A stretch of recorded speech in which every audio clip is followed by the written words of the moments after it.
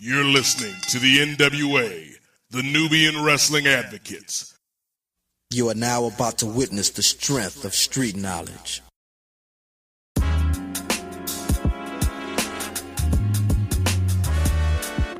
Yo, it's Righteous Reg. It's a case for the safe, keep a space for the Nubians. Unfiltered, off kilter, the professor, the Godfather. Post-wrestling, the N.W.A, not keep guessing, The views and expressions, you know the rest, it's pod excellence, get the message. Advocates for Nubian wrestling, you're listening to the best again. Black wrestling in the ring we invested in. Nubian kings and queens we invested in. It's for the culture and we reppin' it. It's for the culture and we reppin' it.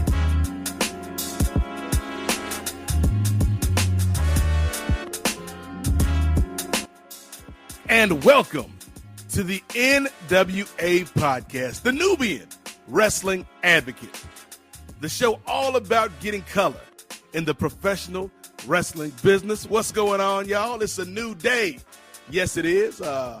Changes going on here at Post Wrestling. We got some new additions that we are excited about and hyped about. And also that means changes for our show here. And so we welcome y'all to Saturday, the most melanated day in wrestling podcast history. Shout out to the True Heel Heat and Grapsody.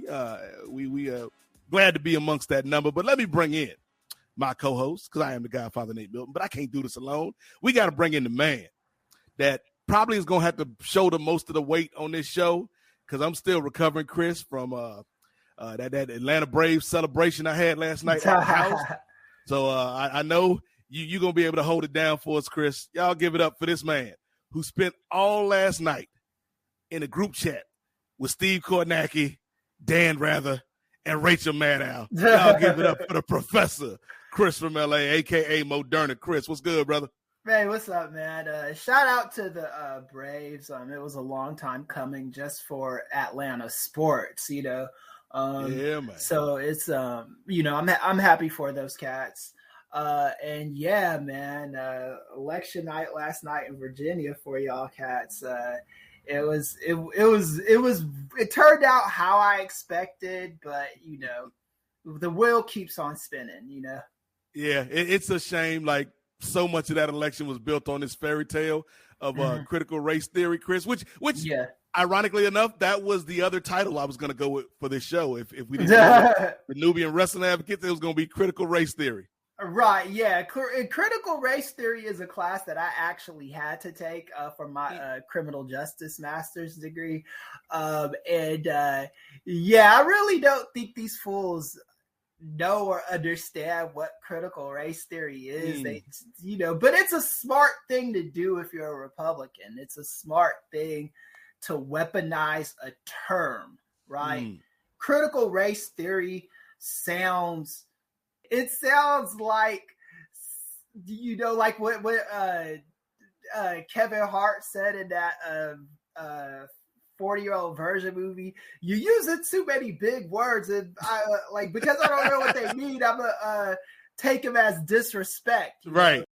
I think we would have swerved him though, Kris, because people would have thought we were just talking about black wrestling, but it would have been just you, me, and Andrew Thompson talking about Harley Race's greatest matches. Right. Yeah. Critical race theory, y'all. But we mentioned my nephew, so we got to bring him in. This is going to be a little bit of a different format for the show. We're going to mix things up because we're going to bring on Andrew, and then we're going to bring on our special guest for this month very shortly. So, y'all, give it up for my nephew, the youngest in charge. You know this man from Bushby and Thompson. You know him from Andrew Thompson interviews. He going to get you right with all this actual factual. My nephew, Andrew Thompson. What's good, brother? Uncle Nate, Uncle Kris, what's going on, my good man? How y'all feeling today? I'm drinking a lot of water and Gatorade, man. Like I literally didn't get to bed until like 5:30 this morning, man, celebrating these damn Braves. But here's the thing, Andrew. It's been 25 years, man, since we got that chip last time. So I figure, like, I don't know. I can't tell the future, Andrew, but I know statistically speaking, if they win once every 25 years, I'm probably not gonna be around for that next one, brother. I might not make it. Something gonna get me. Hypertension, just a virus, the police, something might get me. I might not make it to 25. So I'm celebrating this one like it might be the last one. But we glad to have you, Andrew. And y'all know Andrew brings us the news each and every week, but we're gonna do a little something different this week. We're gonna make this whole show about what's going on in the news. And so let's bring in our very special guest for this month. Like we mentioned this man's show off the top, because this is now Saturday with the NWA podcast moving to Saturday. You got the NWA, you got True Heel Heat, you got Grapsody.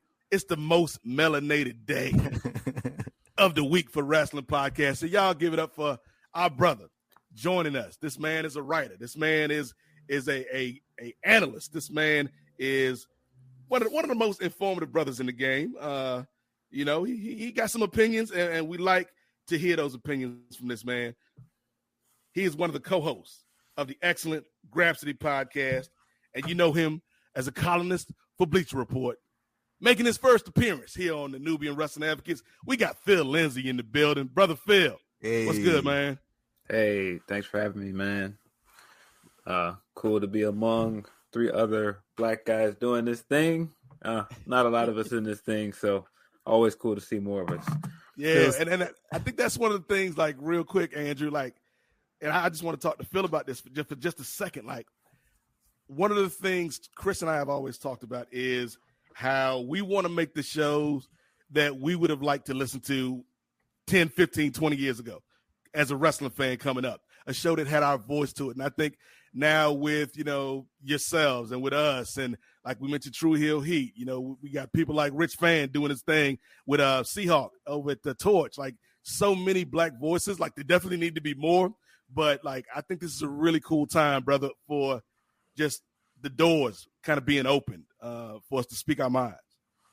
Yeah, we're the real forbidden door out here. But Andrew Thompson, like I think, and I'm gonna give Andrew Thompson a little credit here off the top, Kris, because I think Andrew low key is like being kind of the Nick Fury of this NWA podcast, because Andrew's connected me with a lot of people that I hadn't spoke to beforehand, that I'd seen they work and whatnot, but we didn't have any kind of connection.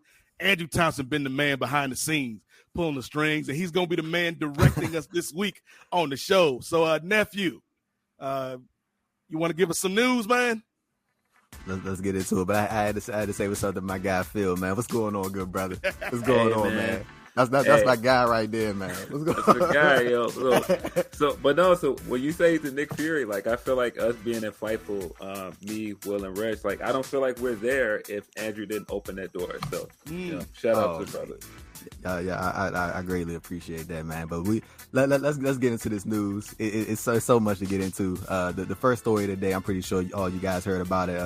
Probably had some discourse about it on social media. Was Ring of Honor going on hiatus after Final Battle. They know that they are planning to return in April 2022 for a Super Card of Honor show. Those who had deals that roll into 2022, they will be paid about 3 or 4 months into the new year. Until 3 or 4 months into the new year. They just signed Trisha Dora. You got the likes of Shane Taylor Promotions and Jay Lethal and Jonathan Gresham and Kenny King. Talents like Willow Nightingale were getting established in the women's division, but all those talents will soon be free agents. Nate, I'm going to go to you first. Just your initial thoughts about Ring of Honor going on hiatus and what you think their future will be, and also just the abundance of black talents that will be entering sort of, I guess you could say, a crowded free agent market. I guess you could say.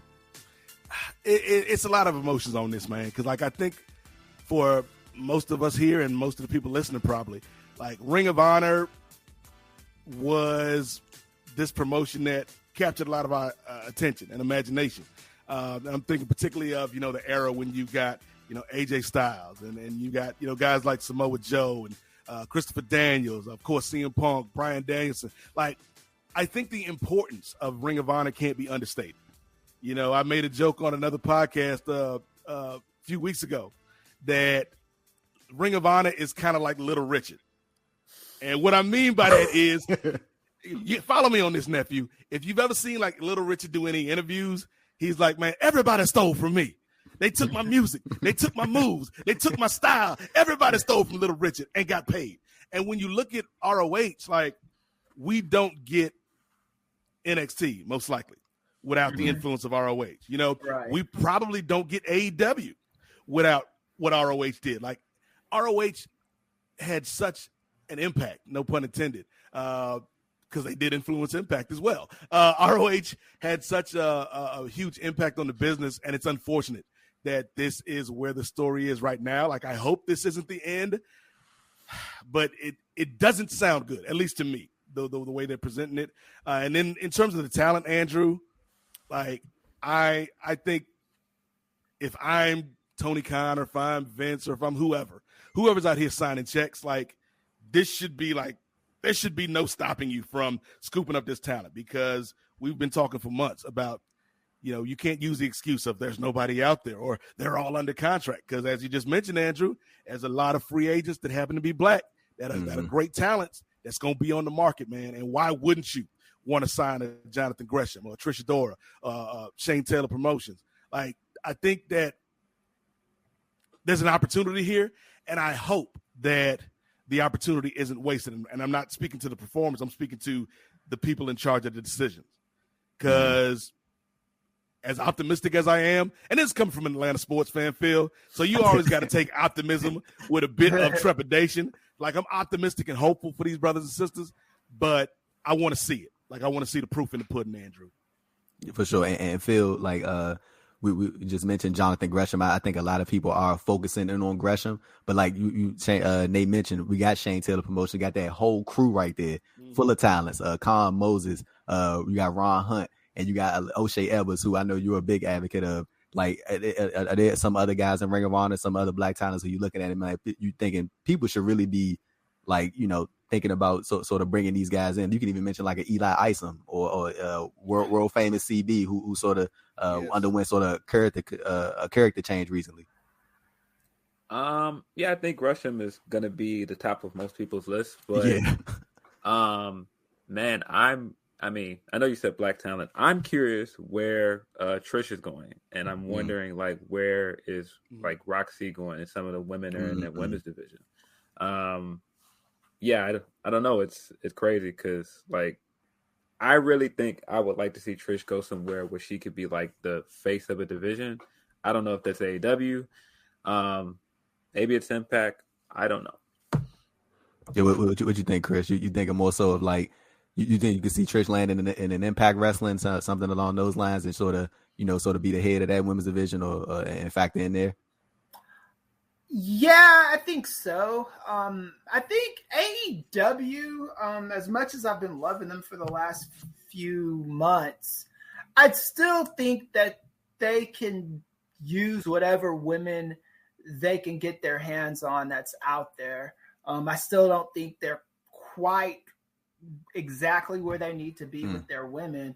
But also, and this is something that I've tagged Nate in a post on Twitter. Like, we got to talk about just AEW, what their needs are at the moment. And I do think that they are still not in desperate need of black talent, but I do think that they need black talent that you can easily insert into the main event picture. I'm not saying you got to put the belt on them, but like they've got like Jay Lethal and my homeboy Kenny King that you could put in the main event scene and it not feel like you're trying to force feed anyone or rush a push or whatever.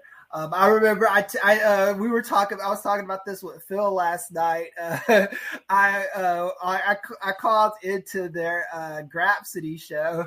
I did a super chat, and I talked about the black that they need to do a better job of handling their blacks. They need veteran blacks, and I think Phil Will thought I was so like a white boy or something, just talking about blacks all recklessly and shit.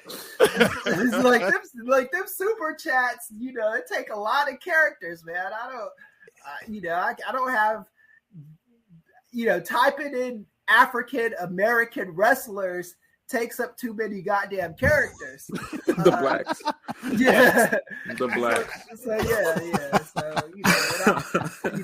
that's how I talk. But yeah, I think they need veteran. I think they need a veteran presence in AEW in the black, either upper mid card or main event scene. And I definitely think, your guys like Shane Taylor, who did we just Gresham, John. Yeah, they need guys like that as well. I think anybody there in those situations can contribute. I give AEW some leeway because I do think a lot of the black talent that they have right now are just not people you can easily put in a main event scene. As much as I like Will Hobbs, the guy has some seasoning he needs to do. You know what I'm saying? The only person I'd feel comfortable making a main eventer that's on the black male side of things would be like a Scorpio Sky. And what about Lio? And Lio, of course, Lio. I want him to be the first black champ that they have in AEW. But still, that's only one person that I would feel like that about. I can't really think of anybody else that I feel like you could just put him in the main event scene and set it and forget it. I think it would need to be a situation like what they've just done with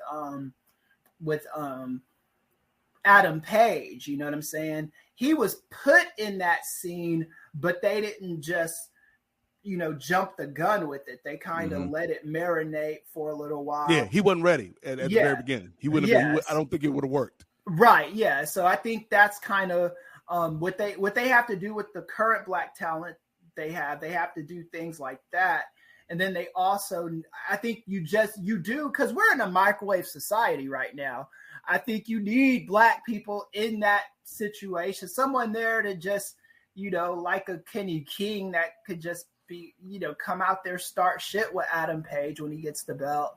And, just something optically that'll shut up the some of the pundits. And he can stop Cody from making his next biracial promo, because that's the last thing. Yeah, leave that man Cody Devontae Rose out there, man.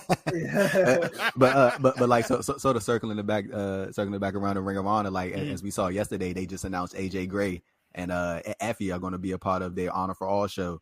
I think that's the reaction that got on social media. I don't know if you guys had a chance to see it, but a lot of people were very happy to see that. I think it was already taped. Because I saw, I think Effie had posted a picture of them already on the Ring of Honor set. But I think that show that goes to show you like sort of the route that Ring of Honor was leaning into, because they did have their eyes sort of really locked in onto the independent scene and sort of that exchange that they got going on between GCW. Right. I think that was a real cool thing, and bringing in AJ Gray and Effie. That was just going to be two nice additions to sort of the talent pool that they got over there at ROH. And then, they already had Fred Yehi in the mix, who's the current AAW heavyweight champion. It just would have been real cool to see how things would have been mapped out post final battle. But as we all know, things are, going to come to an end for several months after December. Yeah, and honestly, Andrew, my last thought on this is, yes, the pandemic played a part in this, but I do feel like there was a window of opportunity maybe 2 years ago. Yeah. Where ROH could have stepped into that spot, like the spot that AEW currently occupies. Like there was a window. There was a short space in time where they could have made a move, because, Impact is what Impact is. Like I've been watching Impact from the jump, but we know Impact has a ceiling in terms of how it can resonate with an audience. But I think ROH had a moment, particularly when they were doing the shows with New Japan, where they could have stepped into that number 2 spot, and unfortunately they let it pass them by. And here comes AEW, much like that old story with the Scorpion and the Frog. Like, let's go across the river, Frog. Let me get on your back, Frog. Don't worry, we both gonna get across the river, Frog. And the next thing you know, Scorpion living good on the beach, and the Frog is just bloated in the river. And I feel like that's kind of what happened. This is my thing with that, and I do like that analogy. But I think the biggest thing with ROH, TNA, and all these other places that have these billionaire owners is Tony Khan came to play. And ROH, and when Sinclair bought him, and Impact, when the Fight Network bought him, they didn't come to play. They were offering Tony Khan went in with like, I'm going to get us a network deal. I'm going to pay top dollar for talent. We're going to be on prime time, and this is how it's going to go. So it made it attractive immediately for somebody like a John Moxley to be like, okay, this is something I can do, and a Chris Jericho. ROH had Sinclair. Sinclair is like $1 billion company. They could have done more than they did, and this is what they did. Shout out to them for staying open during the pandemic and paying wrestlers during the pandemic. Yeah, I think that needs to be commended. But like you said, Nate, they had time there, and they wanted to operate like an independent, and this is what you get for that. Yeah. I mean, Ring of Honor had it. I mean, I feel like when we watched the Supercard show and like the same show where they put the title on Taven, and I was just sitting there like, all right, like all of these New Japan matches are better than any of the Ring of Honor matches. This isn't a good sign. And so like, I feel like their half of the show was really lacking, and that's when you could really see the cracks start. Yeah. I agree. Yeah, that's a good point. But like, Kris, you had mentioned something, prior to this recent discussion about Ring of Honor, and you was talking about Will Hobbs. Phil, I kind of want to go to you. As we all know, first and foremost, big shout out to John Moxley for sort of I guess recognizing his vice and deciding to opt to go into go get help.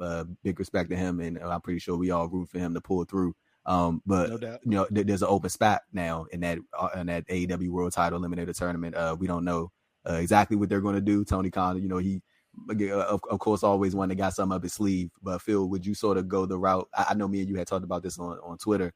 Like, Orange Cassidy had beat Will Hobbs in the tournament. Would you sort of see this as an opportunity or a window to get Will Hobbs' win back, and then maybe have a Hobbs Danielson final?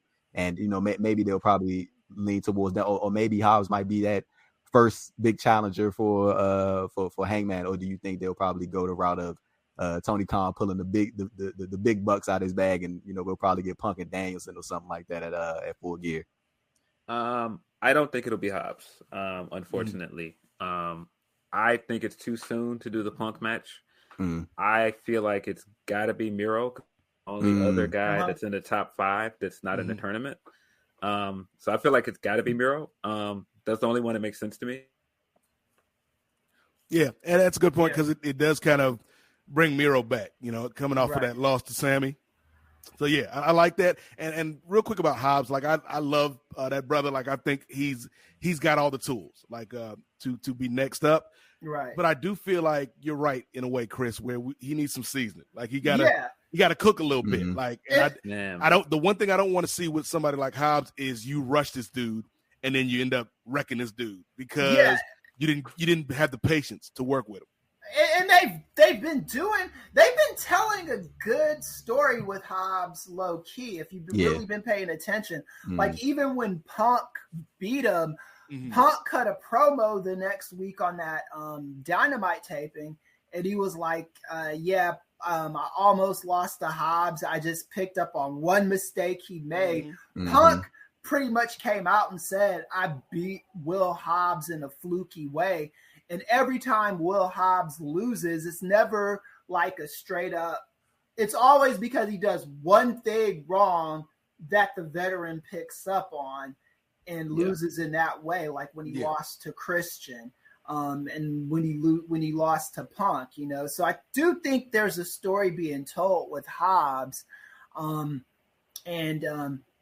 we do owe it to ourselves as wrestling fans to be patient. I know we're so used to WWE and how they've done their blacks over the years. There's that word again. How they've done their black talent over the years, that you've grown accustomed to just black talent not getting shit. But I think with with Dynamite, I think they deserve a little bit more wiggle room. I think AEW, before we jump on the Tony Khan doesn't like black people bandwagon, let's kind of see what materializes. Yeah, and I mean, honestly, like, I really like everything Hobbs is doing on his own. Like, I think his promo work is getting better. I personally love the overalls. I have loved them since he debuted them. I like him. I think he has great facial expressions. I think he has I think he's got good good in-ring ability. I just think that he's slowly getting there. They just got to get him more exposure on TV. Like, as far as like some people in the AEW doesn't push black people, or they don't like black people, I think it says a lot. Maybe we don't always see them on the card, but they haven't done anything overtly offensive with black people yet. Right. I think that says a lot. There's other companies that have done some pretty questionable things with black people. So, I mean, I think the worst thing you can say that they've done so far is probably the Brandy and Jade promo. But I think even that is mild compared to other things we've seen. Yeah. The AEW, and I keep going back to this example, Kris, because to me it's still, and knowing this brother, how this brother is now, it doesn't surprise me that he actually allowed these words to come out of his mouth. But like, we haven't seen anybody on AEW cut a promo saying, "Hey, I was born to shuck and jive." Like, ain't nobody did that. So right now, like, I'm giving Tony the benefit of the doubt. Like, and he still got to show us something, but he ain't done nothing egregious yet. Yeah, no. and I will give AEW this credit, because when WWE doesn't have anything to do, this isn't just for black talent, but when they don't have anything to do with certain talent, what they do with them is put them on SmackDown and Raw and job them the fuck out for months. At least in AEW, if they don't got anything for the talent at the moment, they just put them on Rampage. Put them on Dark. Dark, not Rampage, Dark, either of the Dark shows. Have them wrestle on those shows so they won't lose their skills. And then if they could think of something to do with them, you put them back on the main programs. You know what I'm saying? Right.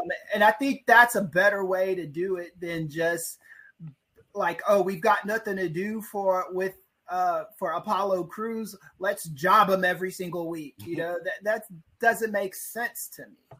Yeah, I think that's a real key point to hit on as far as AEW goes, and the AEW Dark and Dark Elevation programs. Like, a lot of people, I often see this sort of opinion that people think like some talents being on YouTube, being on the YouTube programs is like a demotion or like some type of less than thing. I'm like, the thing is, and I just think this is just another thing of WWE just being the head of sort of television wrestling for such a long time.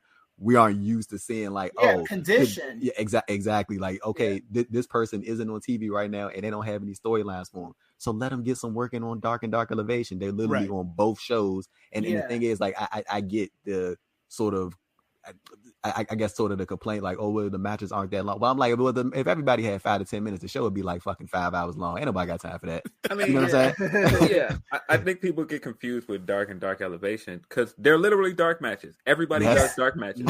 That's all they are, is dark matches put on YouTube. And so people are like, oh, these aren't really hell of a entertaining matches. I'm like, they're dark matches. Like, that's they're there to give people the reps. That's the whole purpose. The name is in the title. Like, they telling you what it is. Yeah, I think that's just the dark elevation and dark route is the way to go when you don't have anything to do for talent at the moment. Right. It's good to get a paycheck and wrestle on those shows than to get a paycheck and everyone see you lose and get embarrassed every single week. Because that's what WWE does. You know what I'm saying? If they got nothing for you to do, you will be losing every single week. And by the time they think of something with you, you're already a loser in most of the fans' mind. That, you know, it's like, who cares now? Yeah, and a point that Phil's tag team partner on Grapsody, Righteous Reg, shout out to Reg, BW500, dropped that dope theme song y'all heard about 20 minutes ago. Like, I think the point Reg made in terms of the dark and the dark elevation is, like, people who are thinking about it versus TV, like, that's an old way of thinking. Right. Because we're in an age now where so much content is streamed. So much content is coming from online. And so to look at dark and dark elevation as, oh, this is some second class show versus, like, these are matches that are widely available. Anybody can watch it, and they're getting reps for these guys and these girls. Like, I think, you know, sometimes, Phil, the way we even talk about these shows kind of needs to change a little bit and evolve a little bit, because this ain't 1995. You know, this ain't 2005. You know, we're in a new era, and the landscape of entertainment is continually moving under us. Yeah. I think people try to act like dark and dark elevation is main event too, but it's not. Main event is off on Peacock, and not everybody has Peacock. Everybody has YouTube. Even if you don't have cable, you can watch YouTube. Yeah, no, 100%, man. But so to stand on the topic of AEW, we got the TBS Women's Championship ongoing. We got Thunder Rosa and Jade Cargill, Nyla Rose, Hikaru Shida, Chris Statlander, and Ruby Soho waiting in the quarterfinals. There's only two more matches left in the first round. That's, of course, Anna Jay, Jamie Hayter, and the Bunny versus Red Velvet. Chris, I'm gonna come to you. Like, as you're looking at this field, this list of talents, I think most of us have either come to the idea of it's either going to be Jade Cargill, Thunder Rosa, or maybe even Hikaru Shida might come out and pull the upset. But like, as far as what you think, and you're looking at this field of talents right here, who are you going for, and who do you think is going to come out of this and be crowned on January 5th? Well, Shida is my favorite wrestler in the world right now. But I think for the culture, it's got to be Jade. I just think that. I think that's something. I think it's owed to us. I think Tony Khan owes us a Jade title reign, and I still am trying to understand why the TBS title looks so much better than their women's title. At least in my opinion, it does. But I think that TBS title would be something that for Jade and establish her as kind of the top woman in that company, and everybody kind of having to, you know, people getting knocked down by her until finally somebody takes her out. I want it to be Jade, just because I think Jade is the future of that company for years to come. You know, I love Jade. She's my second favorite wrestler at the moment. She might overtake Shida, but I love Shida too. It feels something that I sort of saw you point out multiple times is that people need to stop discrediting Nyla Rose's blackness. And like they sort of put that to the side. I saw you mention that a bunch of times. So Phil, kind of expand on that. What do you kind of think of Nyla Rose's post world title? Post world title, post women's title run in AEW. It seems like she's doing the dark and dark elevation shows from time to time, but it seems like she's sort of and along with Riho, sort of that starting foundation of the women's division. They've sort of like not taking a backseat in a negative way, but just because there's such an influx of new talent that you got to establish that Nyla and the Rihos have sort of, you know, had to sit on the back burner. And we're just starting to see Shida get back into the fold. I think Nyla has actually been a pretty consistent heel. I think the way she looked in the women's tournament earlier this year, she got pretty far. And I was really like confused as people were mad that she beat Rosa and she beat Britt to move on. I'm like, she's a former world champion. She should beat them. Like, I don't know. Like, I thought she looked good in the tournament. I thought she looked good in the Battle Royal, being one of the final three. And for a second, it looked like she could win. I mean, of course, it was Ruby's to win, but for a second, it looked like she could win. So I don't know. I think she had like a little bit of bad luck that her reign was in the middle of the pandemic. Right. Because I think her reign would have been more well received if it wasn't, because she didn't have a bad reign. It just was at the wrong time. Yeah. You know what? Phil, I actually think her reign was at the right time, though. I think if it was anybody else in that position, they wouldn't have done as well as her. That's my opinion. Yeah, I mean, and I mean, maybe I'm phrasing it wrong in the sense that no, you're I get what you're saying. I'm just saying that. I mean, like, it wasn't the wrong time in the sense that she was the right person to beat Riho. Right. It just was bad timing in terms of the pandemic. Right. But as far as the tournament itself, like, this is clearly Jay's tournament to win. I mean, I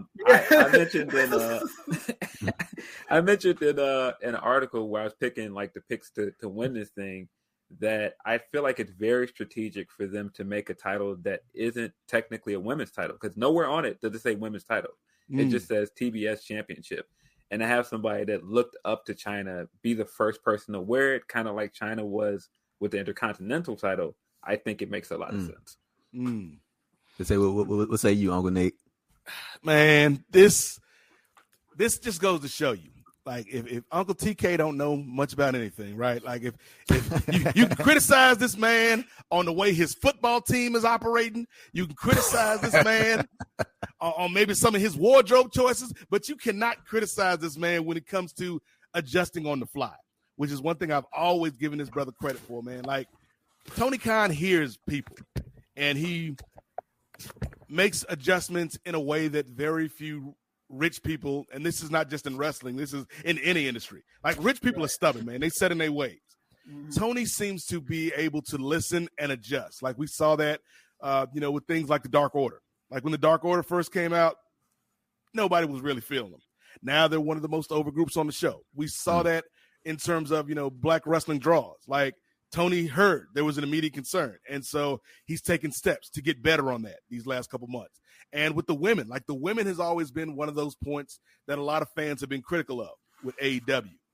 But they're getting better, man. Like you said, Andrew, with this influx of talent, man. Just looking at the bracket and who Jade would have to beat to win the TBS title, which I agree with Phil and Kris and probably you, Andrew. Like, this is all set up for Jade. If Jade wins, she'll have to go through Thunder Rosa and either Sheeta or Ruby Soho. Like, or Statlander, right? Yeah, Kris Statlander. Yep, she's facing Ruby in the quarterfinal. Look, I'm already predicting that's a Ruby. That's a Ruby dub. Yeah, I'm predicting that's a Ruby dub. I think we're getting Ruby and Sheeta on one side, and then Jade and Thunder on the other side. Yeah, and I think, like, for Jade at this point in her career to have those notches on her belt, to have those wins, I think that's a big thing. And you can really give not only her, but the belt and the program some identity. Focused around this person, Jade Cargill, who we all know is a star. Like, she's somebody, if you flip through the channels, Phil, like, she jumps off the screen. And you stick around for a little bit, like, what's going on here? So, like, yeah, I think this is a no-brainer. Like, it would shock me. As much as I love Sheeta and as much as I think Ruby Soho has been a great addition here, and Thunder Rosa is, like, I love me some Thunder Rosa. But there's only one choice here. There's only one option. There's only one decision, and it's Jade Cargill all the way. I kind of think if it's not her, though, I don't want to put it in the air and not manifest Jade's title reign. If it isn't Jade, I don't think Ruby would be a bad choice either. Right. I think Ruby is a good choice, and just watching Red Velvet versus Shalance yesterday on Dark, Red wouldn't be a bad choice either. She's definitely going to lose to Jade in the second round, but Red Velvet wouldn't be a bad choice either, just in the sense that everything she's done for the company over the last year, and I feel like every time they put her in a big spot, she's delivered. I mean, I think making her champion wouldn't be a bad way to reward her for that. Yeah, I'm kind of surprised that I didn't see that Layla Hirsch wasn't thrown in this tournament somewhere. It'd have been cool to sort of see her get in the mix. But with Jade Cargill, I feel like it's probably gonna be her and Thunder Rosa at full gear, and they'll probably make that like a big deal. That's not going to be like just some match on Dynamite. And not saying it like it wouldn't be important if it wasn't on Dynamite, but I just think that's going to be something that they really want to lean into and promote. And with Jade, man, I just think the thing is, like, the reason why a lot of people are so high on her is because they clearly see the superstar potential, or not even potential, just the superstar like aura that she has. She looks like a star. You can see her on these you could envision her on these like talk shows and stuff like that, carrying the belt and all that good stuff. Yeah. Like, she just comes off like a star. So I think she would probably be like, I think she would be a great first TBS champion. And for Thunder Rosa, man, I think the long game with her, I think she's gonna be the one to take the title off Britt. I definitely think they leaning into that probably mid 2022, maybe at Revolution 2022. They'll probably run it back and do some type of they probably gonna do some crazy shit based off what they did last time. For the fucking guerrilla warfare match, Thunder Rosa and Britt Baker at Revolution or something like that. But yeah, man, Jay, I definitely think, like, just looking at the bracket is the way to go. But if she just to play devil's advocate, like I feel did, like, if she wasn't to win, I wouldn't be mad at Sheeta getting it, and sort of leading the way and sort of reestablishing her after, she came off a long title reign. It'll be something cool to see. Oh, shout out to her, like Sheeta and my VA homegirl Serena D. Like, they did the damn thing, man. Like, smash Serena. Oh my goodness, man. She is great. Like, she's a great wrestler. Serena's a great wrestler. Yeah. But it was weird listening to, like, I was reading that article, that excerpt, that quote from Sheeta talking about how she didn't think she did a good job being champion. I'm like, what the hell are you talking about, woman? You did the best job you could do given the circumstances, and I agree. like reading the Observer and stuff, her segments were always high rated. People liked her, you know what I'm saying? It sucks, like Phil was saying, it sucks that these things have to happen during the pandemic, but like, if I was like gonna pick my favorite pandemic champs, she'd be at the very top of the list as Sheeta, and then way underneath her would be like a Drew McIntyre or something. Yeah. And he wouldn't even be second. There would be someone in between them. Yeah, I mean, man, I think Sheeta is the best women's champion they've had so far, and I think she is, and I really believe even over Britt. Yes. Yeah, I took her over Britt too. I feel like her title defenses were incredible. And I feel like she's definitely going to be AEW Women's World Champion again. I feel like there's a high chance that she's going to be the first 2-time women's champion. I think with the difference between Sheeta and Britt, in my opinion, is I think Britt was kind of the chosen one. I think Sheeta was more the needed one, I think she kind of rose to the occasion. And I think Britt was somebody that from the very beginning, when everybody hated her, Tony Khan came up with ways to sneak and try to get people to like her. That wasn't something you had to do with Sheeta. So you're saying Sheeta is not the champion AEW deserves, but she's the champion they need right now? Well, I want Jade. My blackness won't let me go that far. I want Jade to be that first champion. That's fair. Yeah, Sheeta. Overall, Sheeta's my favorite wrestler right now. Yeah, so Nate, I'm gonna come to you for this, man. Come to you first for this. We're gonna jump over to WWE real quick. Nate, I got a couple words for you, and I'm gonna just let you take it from there. Bearcat Lee. Now, see the thing. My thing with this is, right. you give him the name change, right? Okay. Nate, where do we go from here? Are we getting a title run out of this? Are we getting an important feud out of this, or is it just going to be a name change and he's going to be sitting on the sideline for weeks at a time? Why do you feel the need to change something that don't need to be changed? Why are you fixing issues that aren't there? Right? Like we're not. We haven't been sleeping for the last 10 years, Phil. Like, we saw what Keith Lee was on the independent scene. We saw what Keith Lee was even in NXT. You don't have to do a lot to make that brother a star. Like, we saw him, was it a Survivor Series Oh yeah, yep. 2019. A couple years ago, yeah. Yep. Like we saw the reaction when that brother was in the ring. Like you don't have to do much to get this guy over. But as soon as the day one, the first day he came up to the main roster, let's change his music. Let's change his gear. Let's change the way he looks. And then pin him in his hometown. Yeah, pin him in his hometown. So I wonder why he's not getting over. I know what'll work. Bearcat Lee. Oh, you mean like an homage to a Bearcat, right? No, I mean like an actual Bearcat. Like with claws and everything. That's gonna get this brother over. Yeah. Come on, man. Like it's not that hard. They got the fucking scratch mark. Yes. Like, this is stupid. This is so fucking stupid.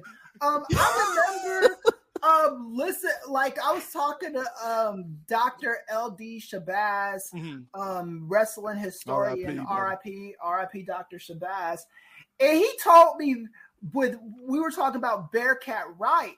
He said to me that name kind of had some racial implications way back when he used that name. And then he was talking about how his father had that name as well. Like we don't need to be making brothers Bearcats and fucking Silverbacks and all this other shit that WWE's been doing with these dudes, man. This what this does is it dehumanizes them. Talk to him, Kris. You're taking this guy. He was a limitless Keith Lee, and you're reducing him to a fucking animal, complete with the fucking scratch mark on his goddamn singlet. And having him roar for no goddamn fucking reason. Yes. I don't ever remember this dude roaring when he was in NXT. Now all of a sudden, this motherfucker's got these primal urges to just roar, and like, who does that kind of shit? And I'm always gonna look at this stuff from the perspective of a black man watching this black man. This 300-pound black man get on TV and yell and scream like a goddamn animal. This is not necessary. Nope. Nope. And there's no justification for it either. Don't fucking tell me, he's paying homage to it. Shut the fuck up, man. No, we don't stop doing that. It doesn't make any sense. All right, I'm sorry. Kris, you were on point, but Phil, I'm gonna let you go. But I was just like, I'm 100% sure when Vince McMahon cleared this name, he was not thinking about no goddamn Bearcat, right? Nah, he opened up a fucking encyclopedia, and he was like looking for old wrestlers he could kind of rip off, and he goes, "Oh, this guy Bearcat Lee." That's what he did. I mean, it could be, and I mean, listen, it might have been Keith Lee's idea. We don't know, but. I think Reg made a great point when he was like, they took him from being this guy where his whole gimmick is that he was limitless. He's a big man that had no ceiling. He could do anything. And then they immediately go, let's take him back to a past gimmick and put a ceiling on him. Yep. And let's put limits on him. Yeah. And it's like, but you didn't need to do that. I mean, you pretty much already told us that he was limitless by making him the first ever, duo champion in NXT history. Yep. And then you basically got rid of that history like it didn't happen a year ago. It's weird, man. I don't know how do you get a guy where you package him well enough where he succeeds and then put him on another brand and go, well, now we have to repackage him. But why? You already proved that winning. It was a winning. Now the winning formula with this dude. Yeah, so why are you changing it now? Yeah. It's weird. And like I said, I don't know. It could be Keith's idea. I'm waiting for Keith to say it's his idea. Well, look, I could see it being Keith's idea to pay tribute, but it wasn't Keith's idea for that damn the claw marks and the roaring. That's all Vince. Or that Raw segment where they debuted him and they were like clawing his way to Raw with like the claws. I was like, what is this, man? That's all Vince.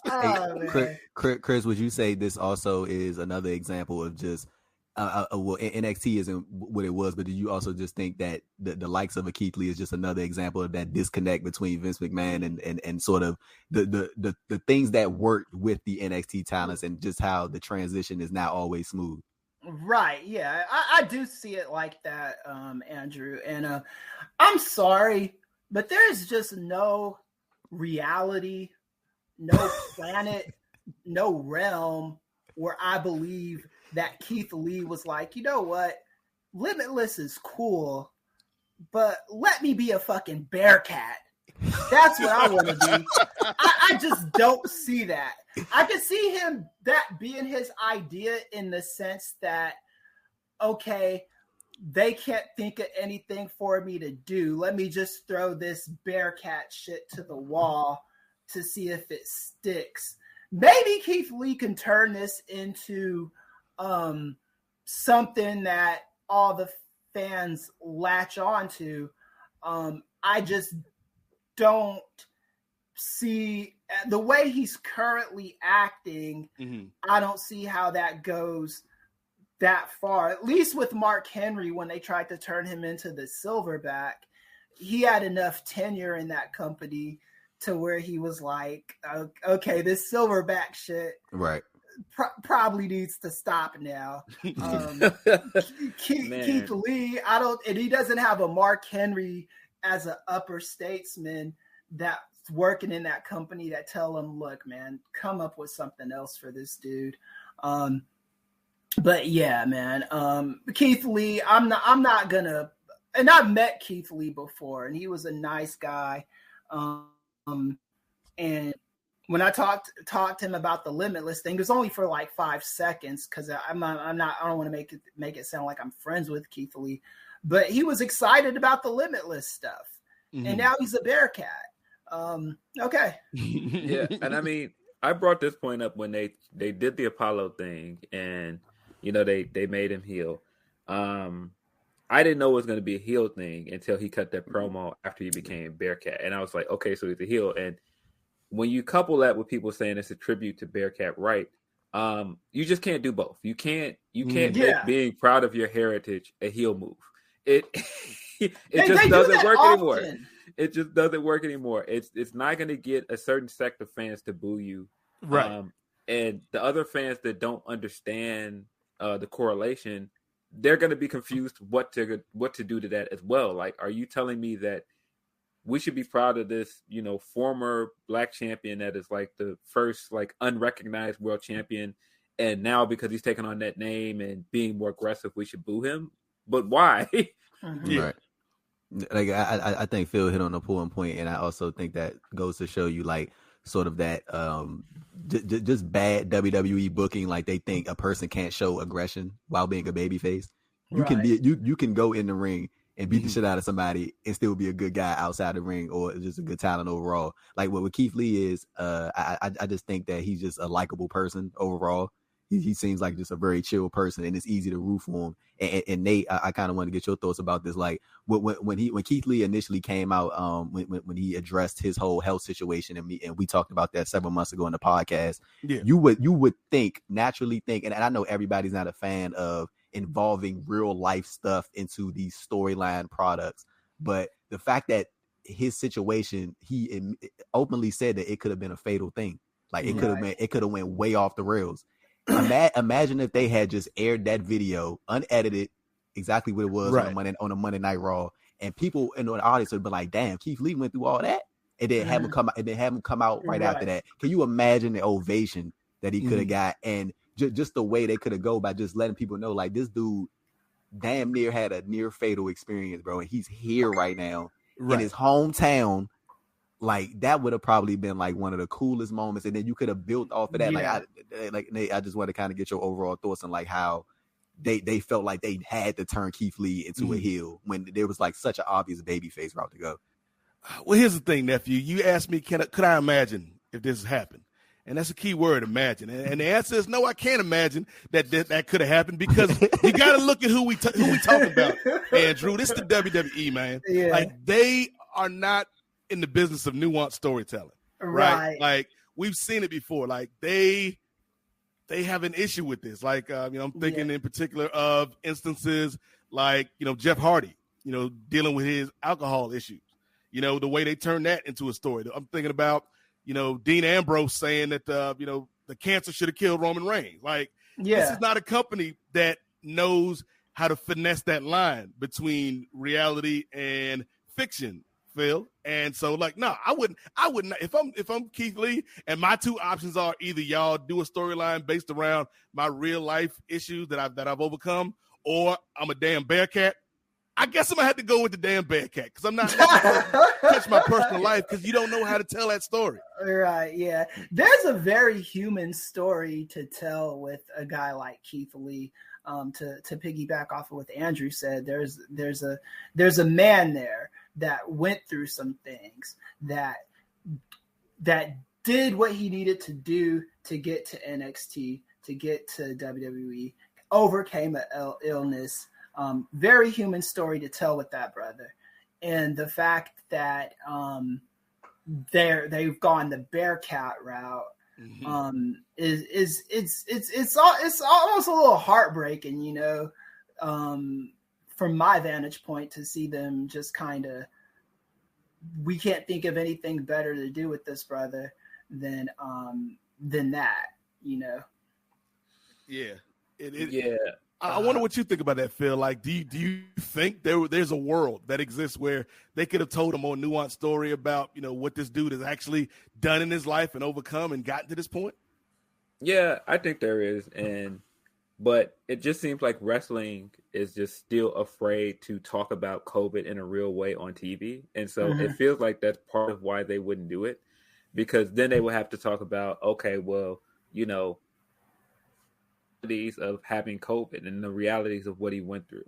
And the only person that has actually came on TV and admitted that they had COVID was Drew. And so I don't know. And I mean, we know that there's other people in the company that contracted it, but they just never speak about it. So I don't know. Maybe that's part of the reason why they tried to quickly get away from it, and he had to talk about it on his own. Because I mean, really, before, if this is anything else, we would see like a WWE special or like a vignette or something. Right. He had to record this on his own and put it on Twitter. Yeah, I agree with what you're saying, Phil. And it seems like, we got to pull back the curtain and let the audience know what's going on. Andrew Thompson, the youngest in charge, my nephew, he stepped away for a little bit, but don't worry. He's going to be back next month on the show. We're going to repackage him, Phil.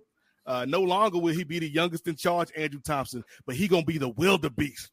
Andrew Thompson, his brother is coming back with that animalistic flavor that y'all want on the Nubian Wrestling Advocates. But with all seriousness, check out the young brother on all the platforms. And just when I gave Andrew that great farewell, he shows back up again.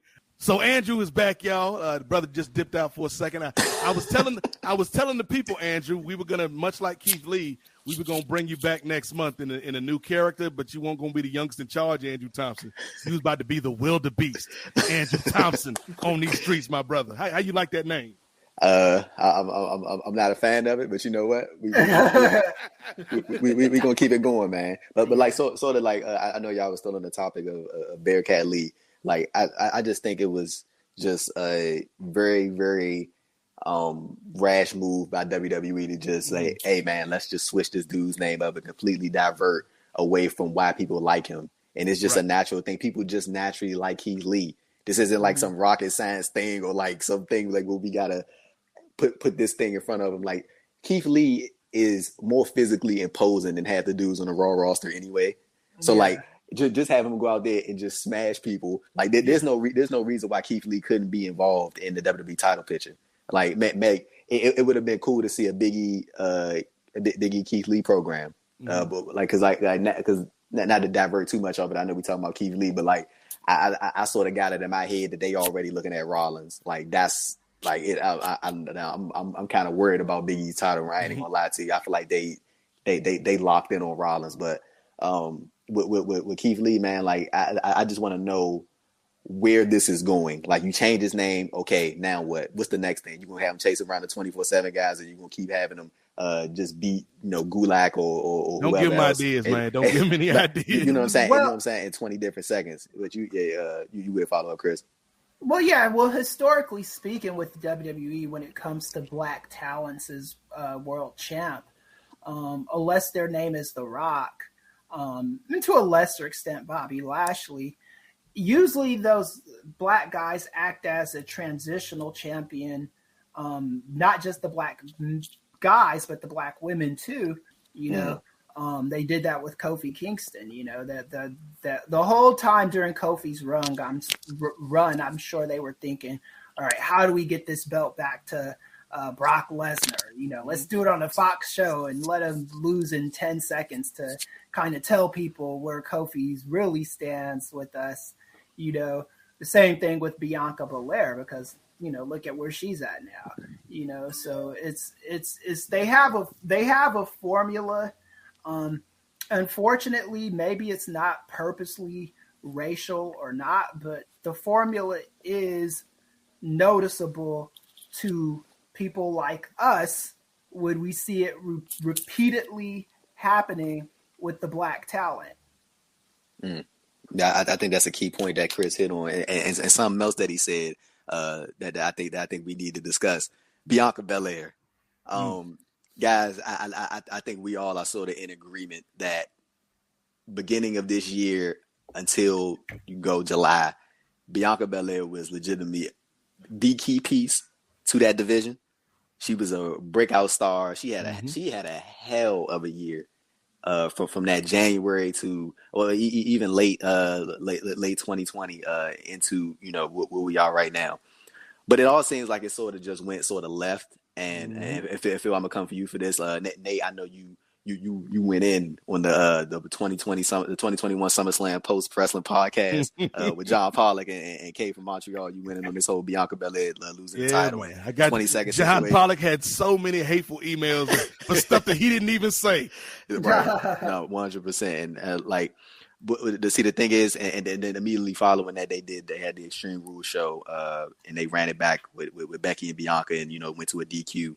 I think right before Crown Jewel, Bianca Belair went out there and had a match with Charlotte for the Raw Women's title. A lot of people assumed, well, I should say hopefully assumed, that because Bianca was going to Raw and Charlotte Flair was moving to SmackDown, that they would just do the obvious thing, which is to put the title on the talent that's going to be on your brand.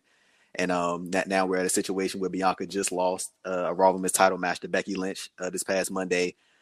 Phil, when you sort of look at, I know this is a loaded question, but like when you sort of look at the overall year of Bianca Belair, how things look so great, how she was booked from on her road to getting the title, and she made great work out of her post-title win, and then of course the stuff with Bayley, which I think was really solid. It's unfortunate she had the injury, but like when you see how things have gone for Bianca and how she's been booked over the past several months, man, it's got to be confusing, right?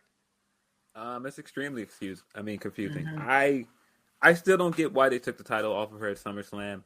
I feel like you could have done that in a better way and still brought Becky back and made her a heel. I pitched something last night when I was talking to somebody, and I was like, man, you know, in a perfect world, what they could have easily done is they could have said, hey, Sasha's not coming back. We're just going to do an open challenge on SummerSlam. And you could have had all of the history around that WrestleMania match. And then Naomi could have came out, did the open challenge, even if she would have lost, which she could have lost. And then Becky could have came out afterwards. Yep. And then like sucker punched her or something and picked up the title, and you could tease to a matchup down the line. You'd have to take the title off of her that way and, you know, kind of beat her in seconds, and then basically tell the fans like, hey, you know, that Bianca thing was cool, but we were waiting for Becky to come back. So, you know, here you go. Right, yeah. It's like, and I know Kris and Phil and Andrew, you probably heard this phrase a time or two when talking about WWE storylines, and I was sent this phrase from many listeners after that SummerSlam review with John and Kate plus Nate.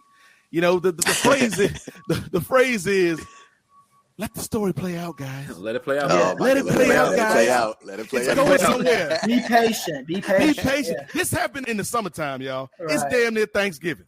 And ain't nothing played out yet. Ain't nothing played out for this sister that has been, like, I think this whole time the only The only thing that was halfway heartwarming about this story was when they had that SmackDown in Knoxville. Yeah. And even with that, like, they ended that show with Bianca getting laid out, right? Right. And it's like, how is this? Got a little week in her hometown. Yeah. Like, how is this built up Bianca? Like, it honestly, I don't think it's built up Becky. Like we saw on SmackDown the other night with her and Charlotte, like, playing hot potato with the damn belts. Like, the women's division feels so much lesser now than it did in the summer, and that's a shame because Sasha's back. Becky's back. Like, you've got all the talent in the world, but you're not putting them in the right position to succeed, Kris. Yeah, and truth be told, Bianca took their shitty material and somehow turned it into something good. Yeah. Because I never understood her booking. But when she grabbed the microphone, when she talked about herself, when she was in these ridiculous storylines, she made them appealing. You know, she's got a talent that very, very, very few in that company has. And that's the ability to take that material that she's given and somehow make magic with it. And Kris, I'm about to say, Kris, just to add on to what you just saying, she's only been wrestling for like 5 years. Right, yeah. Unfortunately for her, I do think the more she loses and gets punked out by Becky Lynch, I do think we lose a little bit more pixie dust every time that happens. They're kind of like doing that thing where they're framing her into what they want the audience to think that she is. The same thing they've done with people like Daniel Bryan, the same thing with people they've done with like Kofi Kingston, where I think the goal, unfortunately, was never to have Bianca be this pop black sensation. I think the goal for her was always to be the black person that they can put the belt on until they get the belt on the white person, Becky Lynch, that they want to have the belt. Yeah, this all feels very similar to how they booked her on NXT, where it's like, okay, well, you know, here's a loss, but just be patient, guys. The win will come. Like, all right, here's another loss. All right, just be patient, guys. The win is gonna come. And it's like, yeah, it's too late in the game to be doing that. Like, she's already been at the height of her success. You don't need to do that anymore. To still say she's not ready for the win. What do you mean she's not ready for the win? You gave her the win already. Like, she headlined WrestleMania. At WrestleMania, it's ridiculous, man. I don't know. I think not taking the title off of Charlotte when they had the chance, I think that was a big mistake. I mean, but that compounded the fact that they should have never taken the title off of Bianca the way they did. Yeah, and I want to piggyback off something Phil said, because I think he had like a real key point talking about her NXT run. She like what she's on now since SummerSlam is literally exactly like how she was booked in NXT. They kept the Bianca Belair, her presence real strong in NXT, and it was like, okay, look, on the road to this title, she's gonna win, she's gonna dominate. And then once we get to the actual title shot, she loses. And that literally happened every single time. Like, she feels short. Like, she would have these matches, man, on the road to the title, and then like she would just dominate. Like, you would legitimately think, okay, this is the time they're going to crown her. And then as soon as she gets to the title match, she'll lose. And like Kris said, like, I think I think Bianca Belair is talented enough to where she could keep that aura. But at some point, like how Kris said, it's going to wear off if you keep beating her like this. Like, you can't keep having her in these title situations, and then she keeps losing. She's lost. There have been DQs in 2 of them, but I mean, she hasn't won the title either. And there's been 3 literally situations like that in the past 2 months or so. So I'm trying to figure out at what point is Bianca Belair going to sort of lose some of that luster because they keep doing this to her. And then now it seems like Becky is about to sort of go into something different, go in a different direction. So, and you know, WWE, when you ain't in the title picture, you ain't doing shit. So like, where does Bianca Belair? They're gonna put her in some mismatch tag team. Can she coexist? Can she coexist? Hey, Nate, you want to know what? I think this is going to say a lot about how they view Bianca Belair, because she's not in the title picture, and we have seen how they book people who are not in the title picture. Yep. If she's not in a storyline, or she's just sitting on the sideline, she's just doing exactly what you said, the coexist thing, I think is going to say a lot about what they view Bianca Belair as. Because let's say, and I hate to use Becky Lynch, but like this, but it's only right. But like, just say Becky, they didn't want to have the title on Becky Lynch. I'm pretty sure if there was like a outside of the title picture kind of feud, they would make it feel important because Becky Lynch is in that slot. Yep. You know what I'm saying? So I feel like they should sort of do the same thing for Bianca Belair, and it isn't rocket science. She's very, very talented. She got the charisma. She can talk on the mic. Clearly know how to wrestle. You know what I'm saying? And she fucking powerhouse. Like, especially that shit she was doing at the Saudi show. Like, that was amazing. Yeah. But like, man, it is really confusing just how they have such a layup talent and just fumble it. Like, you can even say, look back at Mustafa Ali, layup talent and just fumbled it. But like, with Bianca, man, it just feel like they just don't realize that she can be at that same level that Becky Lynch is. It's like the only thing you have to do is put the damn machine behind her. That's all you have to do. Just put the machine behind her. And I mean, it seemed like they were going that route, but then like they fell off the track somehow. And then I guess we're going to see now where she lands post this title feud. Well, it feels like, Kris used the word earlier, like a transitional champion. Like, I feel like Bianca, they position her as like she's the best ... that's not Sasha, Charlotte, or Becky, right? Like, I think they've got another level for those three. And I guess you can kind of put Bayley in that range as well, but I think even Bayley might be a step below, even though like that's not my opinion. I'm saying how I think the company views them. Right. But like they definitely have to be a lot more smarter with this because if, like, let's say next week, like Bianca's out of the title mix and they put her in some wacky tag team with Doudrop. This is no shade on Doudrop, right? But like it's Bianca and Doudrop, and Doudrop's out there doing the Bianca mannerisms, and can they coexist? Can they get along? Like that doesn't help anybody, man. And it's like you only have so many opportunities to make somebody. Yeah, and I felt like they made somebody at WrestleMania with Bianca. But now you're undoing why would you undo all the work that you just worked so hard to get to? It's funny to me just how the power dynamics in WWE work, because Charlotte looked at her crappy ass booking with the title switch, and she was just like, okay, I know the script says I'm supposed to do this, but fuck you guys. This is what I'm going to do. And nothing's going to happen to me because you need me. And I'll be back on television and fuck all of you because I'm probably going to leave when my contract runs out anyway. Black talent in WWE do not operate like that. Boy, they ass to be out the door in a minute. Right, exactly. They are fed crap and forced to like the taste of it. I don't think Bianca Belair necessarily wanted to be booked the way she's been booked post WrestleMania, but guess what? She's going to do it because she feels this is what she is supposed to do.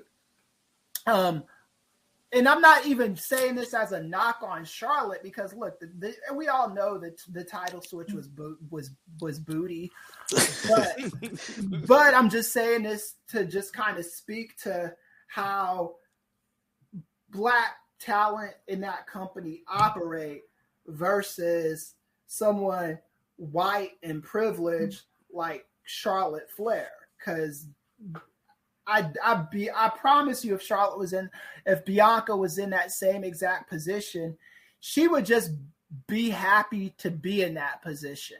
You know, she would do her job.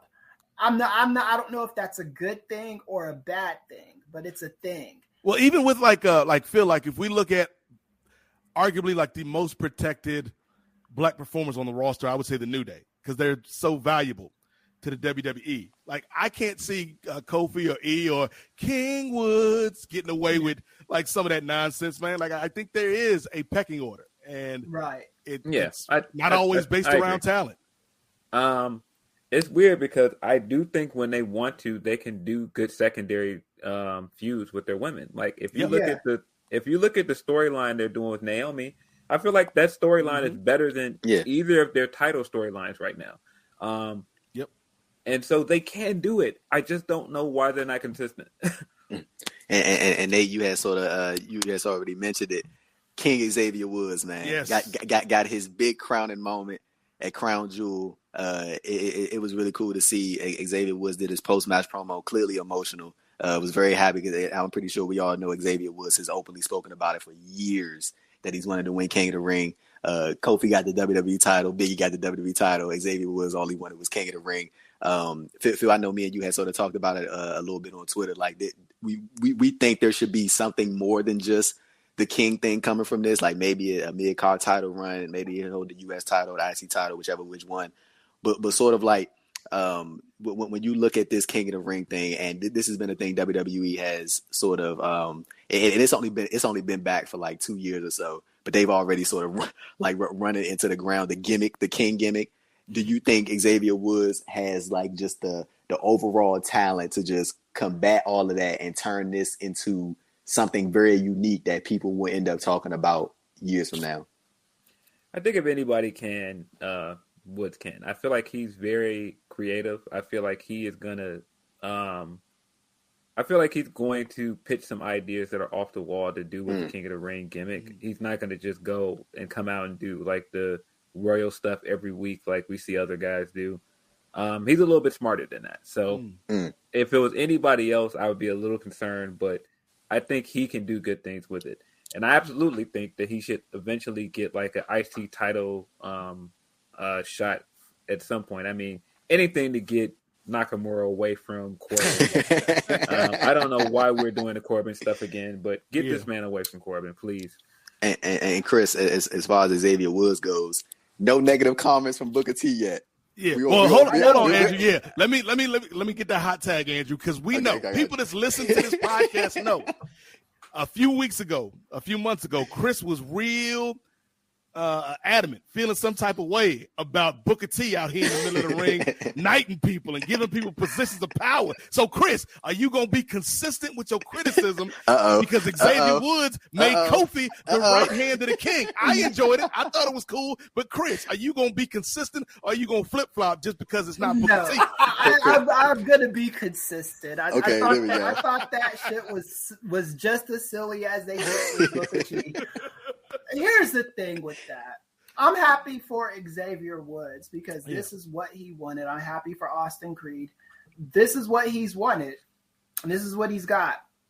I do think he's got world championship potential. I know a lot of people see him as, he's the guy that's not going to be world champion one day. I don't necessarily believe that. However, I do think all this King of the Ring shit, from what I've been watching so far, has been silly. It's been entertaining, but it's been silly.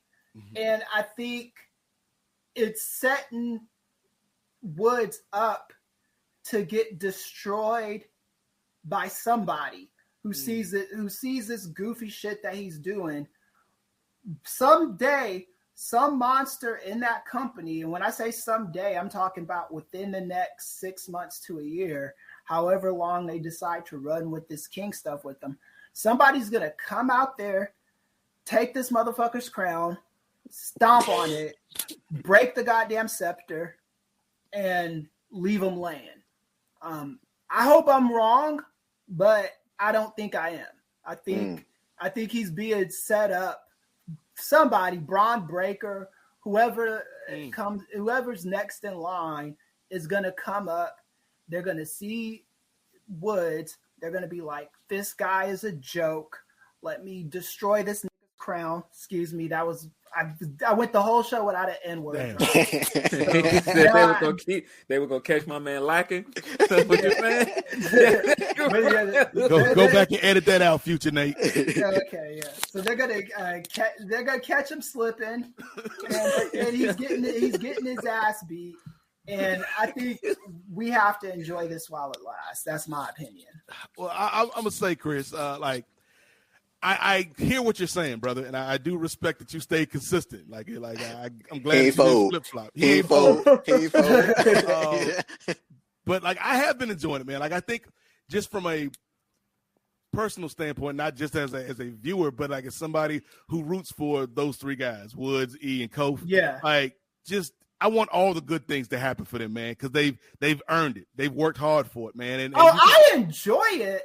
I just see what's over the horizon. You know what I'm saying? It's like, having reckless sex as a 19-year-old with the girl that you like. It's like, oh yeah, it's good right now.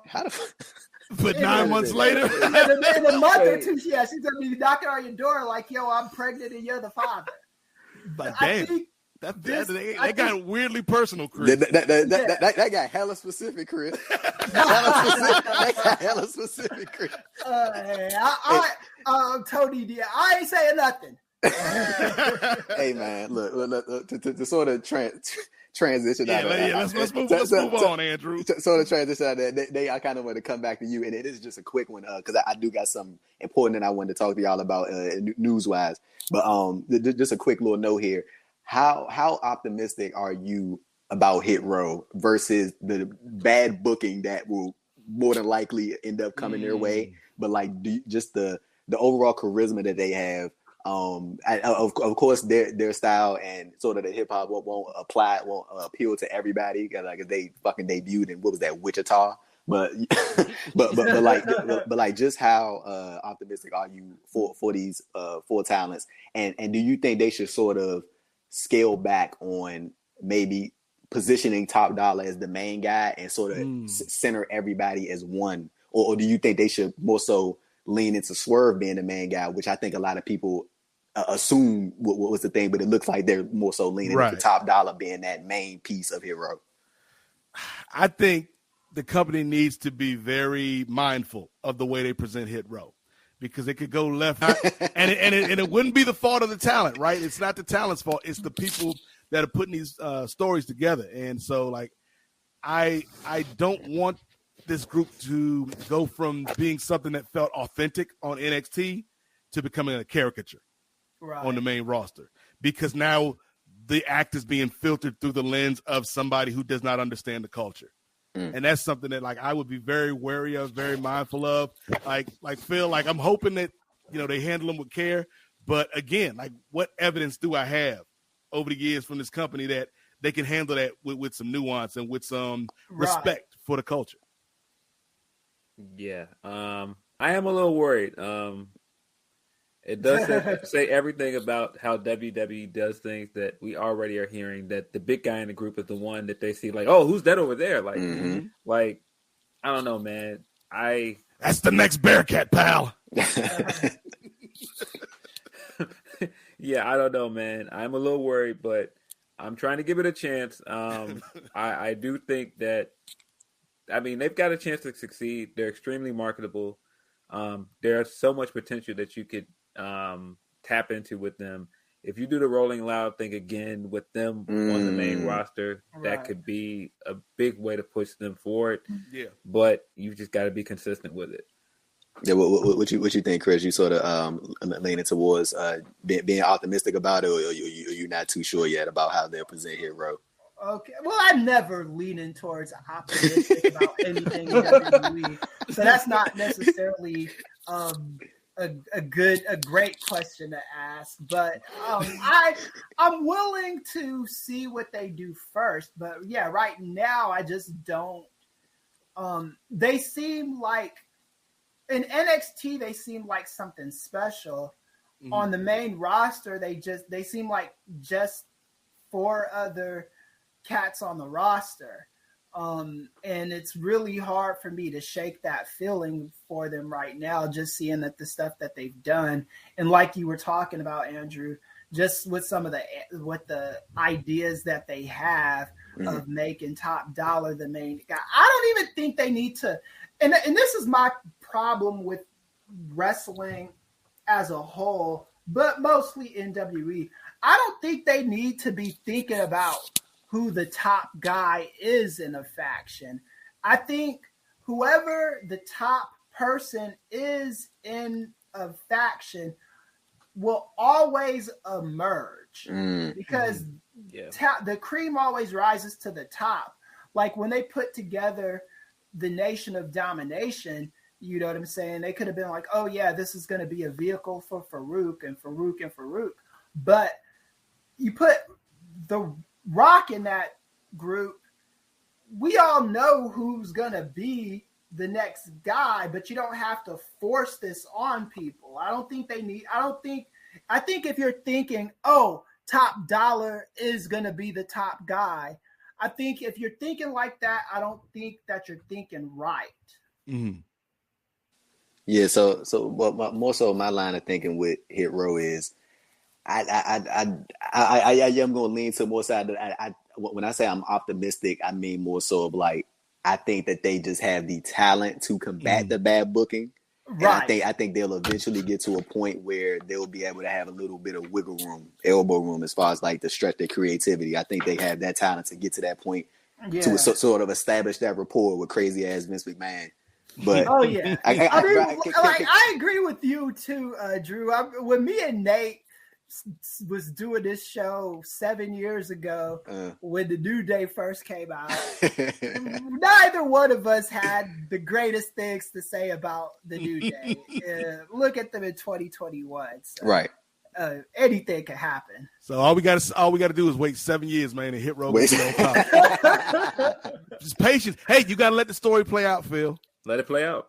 Let it play out, man. But something I really wanted to talk to y'all about, and I'm gonna come to Kris to this first. The main event of Impact Bound for Glory. Moose won the Impact World Championship. Moose is the third black man to win the Impact World Championship in the company's history.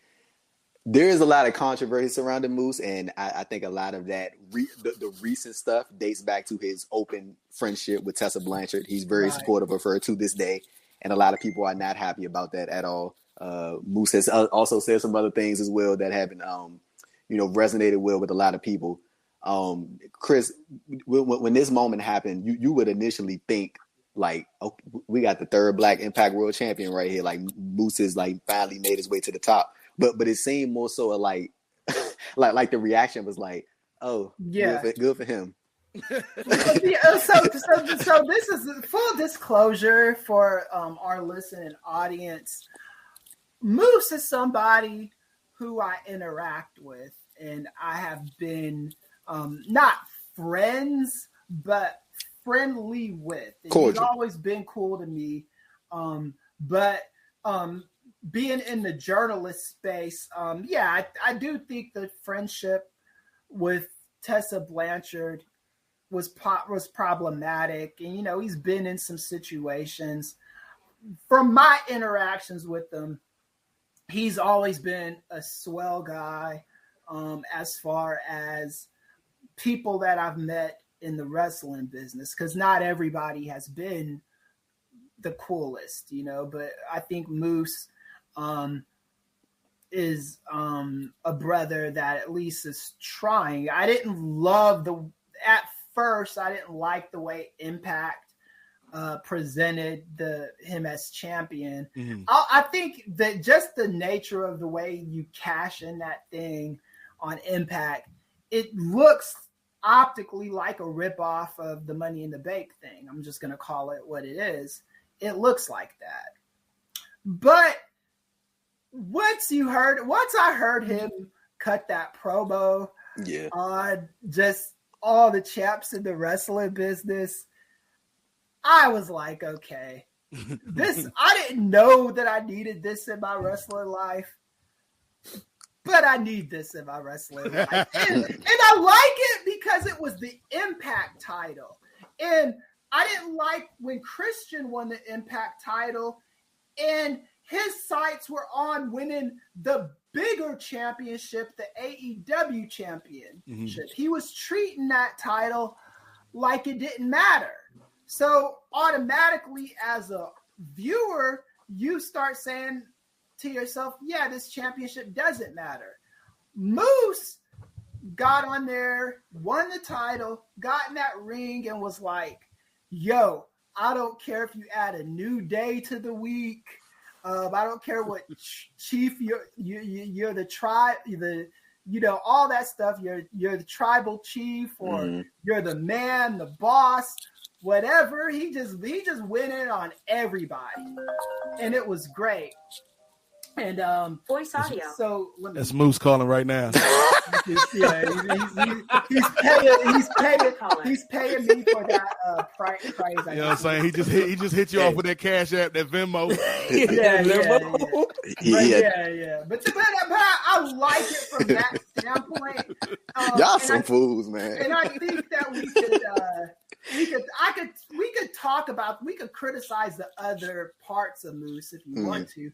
But if you're talking about just that championship win, I think that this is a rare instance where I look at not just the show, because the pay-per-view show I was ready to give a C to, but from that show until the night that Impact came on Access, the TV show, I got to give Moose, the character, I got to give him like an A-, maybe a low A. I thought it was great. Here's the thing. Like, I think I've got two minds on this, Phil. Like, I think if we're just looking strictly at the performance, right, I think Moose is a dude that's been ready for this spot. I think, when you look at that roster, like, honestly, you could make the argument he probably should have been world champion a couple years ago when he was in that feud with Austin Aries. Like, he's been ready for this role. And so, like, from the standpoint of does he work as the champion of Impact, I'd say yes. But now we get to, like, the controversy around the brother, it's particularly in his support of Tessa. And I think, like, it's not a good look, man. I get that you have a friendship with this person, but right is right. You know what I mean? Like, as much like Kris is my brother, as much as I love Kris, if Kris was out here doing wrong, like, I can't cape up for him, right? Like I want the best for Kris, but it's like if Kris out here calling people all kinds of racial slurs, like, I can't rock with that. Right. And so, like, I think that Moose never really kind of addressed that, at least in a way that felt like heartfelt to me. Yeah, man. Get him, Phil. It's tough. It's tough because I do think that Moose has improved a lot in the ring. I feel like, like, going all the way from that first match with Omega where they had the 6-man, I feel like Moose, like, showed out in that match. I feel like he showed out in several matches leading up to this title win. So I do agree in some ways, like, character-wise, he was ready to be world champion. I do think the promo was good. But, man, Moose as a man outside of the wrestling stuff, it's hard to root for the guy, man. And the Tessa stuff is the least of it for me.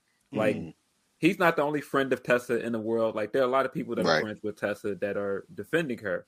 But then you've also got him defending homeboy out in Florida. That's, a nasty boy. Yeah. You got him, being accused of some very serious things with his ex-wife. You've got him saying some problematic things about Black women. It's stacks on stacks on stacks with this guy. So it's like, that's fair. It's hard to root for him, man. And I mean, that's the big difference between him getting a big win and somebody like E. And E just seems like a good guy that you want to win, right? Or Woods or whoever else. And man, like, I don't want to knock the man down, but like, just looking at certain things I've seen him do, it's like, I mean, even when you look at things I've seen him do on Twitter, like when people have put him on their list of Black wrestlers, and I've looked at it from afar, like, what you doing, bro? And so that's why I'm like, it's hard to be happy for him. But at the same time, then it's also just how Impact did this, like to have Omega be your champion, and we pretty much know that you don't have any big stars to be the face of your company. We've known that since Tessa left. And your job from then on was to either build up the next guy or to sign somebody. And you kind of did neither. Right, yeah. And so now you're at a spot where, okay, we got Alexander where he's in a good spot. We can put the title on him. There's a good story here. You used, option C, like that's a story thing in Impact. Cool, we're here. Like you got a a famous TNA champion and Christian. We're off to the races. Take the title off him. You got his family in the ring. Nope, let's introduce Moose into it. But why? It's like you have something here where you didn't need to do that. Like you just didn't need to end the pay-per-view in that way. Right. And I've seen people say like, this is probably the end of the AEW Impact partnership for now. Yeah. A really good sign for Impact that I feel like this was probably their worst received pay-per-view since the AEW and Impact partnership. Like that's not a good sign that when they finish up the partnership, all of a sudden they do something that is really like poorly received. Yeah. Right. The Bound for Glory show overall, it was more so lackluster.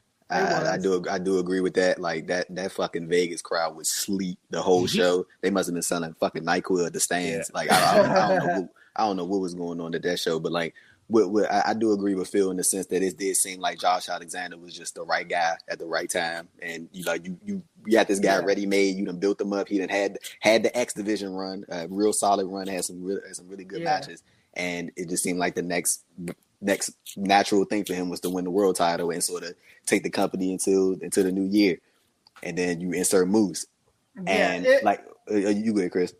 It just felt like such a WWE thing to do, right? You know, on a pay-per-view. Especially with his, like let's do it in front of the man's family. Like let's use the Louis Dangoor playbook and do something good and pull it back. Hey man. Yeah. Like and I do agree with the criticisms on Moose. I'm not gonna necessarily touch the stuff with his ex-wife just because I've been working in politics and criminal justice for a long time to kind of like, stuff has to be, people got to be found guilty of stuff in certain instances, and before I start talking about it. I do agree with you. I just mentioned it because I feel like it is a combination of all of these things. Well, yeah, you can mention it. I think it's just a bunch of things. I think it's okay to mention it. I'm just not going to get into the details of it because. Go ahead.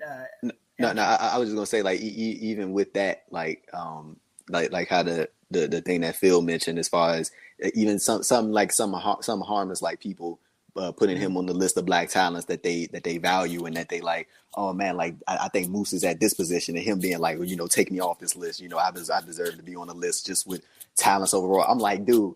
You are like completely missing the point right now. Yeah. Like you are missing the whole point of somebody even putting you on that. Well, list. That's the thing too. I did try to get in touch with Moose to be able to interview him. And I don't know how Impact. So you got to jump through them hoops, brother. Yeah, man. You got to jump through them hoops. Yeah, so that's the thing. But I mean, I do think it would be helpful, even if it was, because I don't think we would throw a bunch of fastballs at the dude. I mean, I think we'd ask him questions that he's got to think about. I'm not going to softball him either, but at the same time, I don't know how his mind works as far as wrestling goes. I think that interview that he did with Chris Van Vliet was very telling about this man's journey.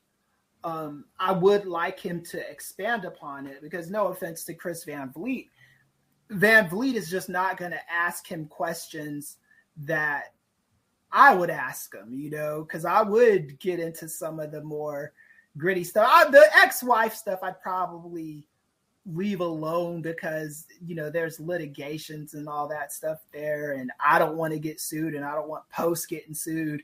And I don't want him saying something that's going to cause anything to happen. But yeah, I don't do I think Moose is the ideal person to put in front of your company? Probably not. But I mean, Allen Iverson wasn't ideal either. And hey, man, we're not gonna do that to AI. Man. Moose is not AI, bro. Virginia legend, yeah, 757 all day. He is not AI, man. Moose is Speedy Claxton at best, man. No, he's not Speedy Claxton, man. He's somewhere in the middle of Speedy Claxton. He just clown that man like that. He's Derek Coleman. There you go. He just clown that man like that, called him Speedy Claxton. But but like with Moose, like I think Kris sort of hit on it at the end. Like, is he the ideal person? No.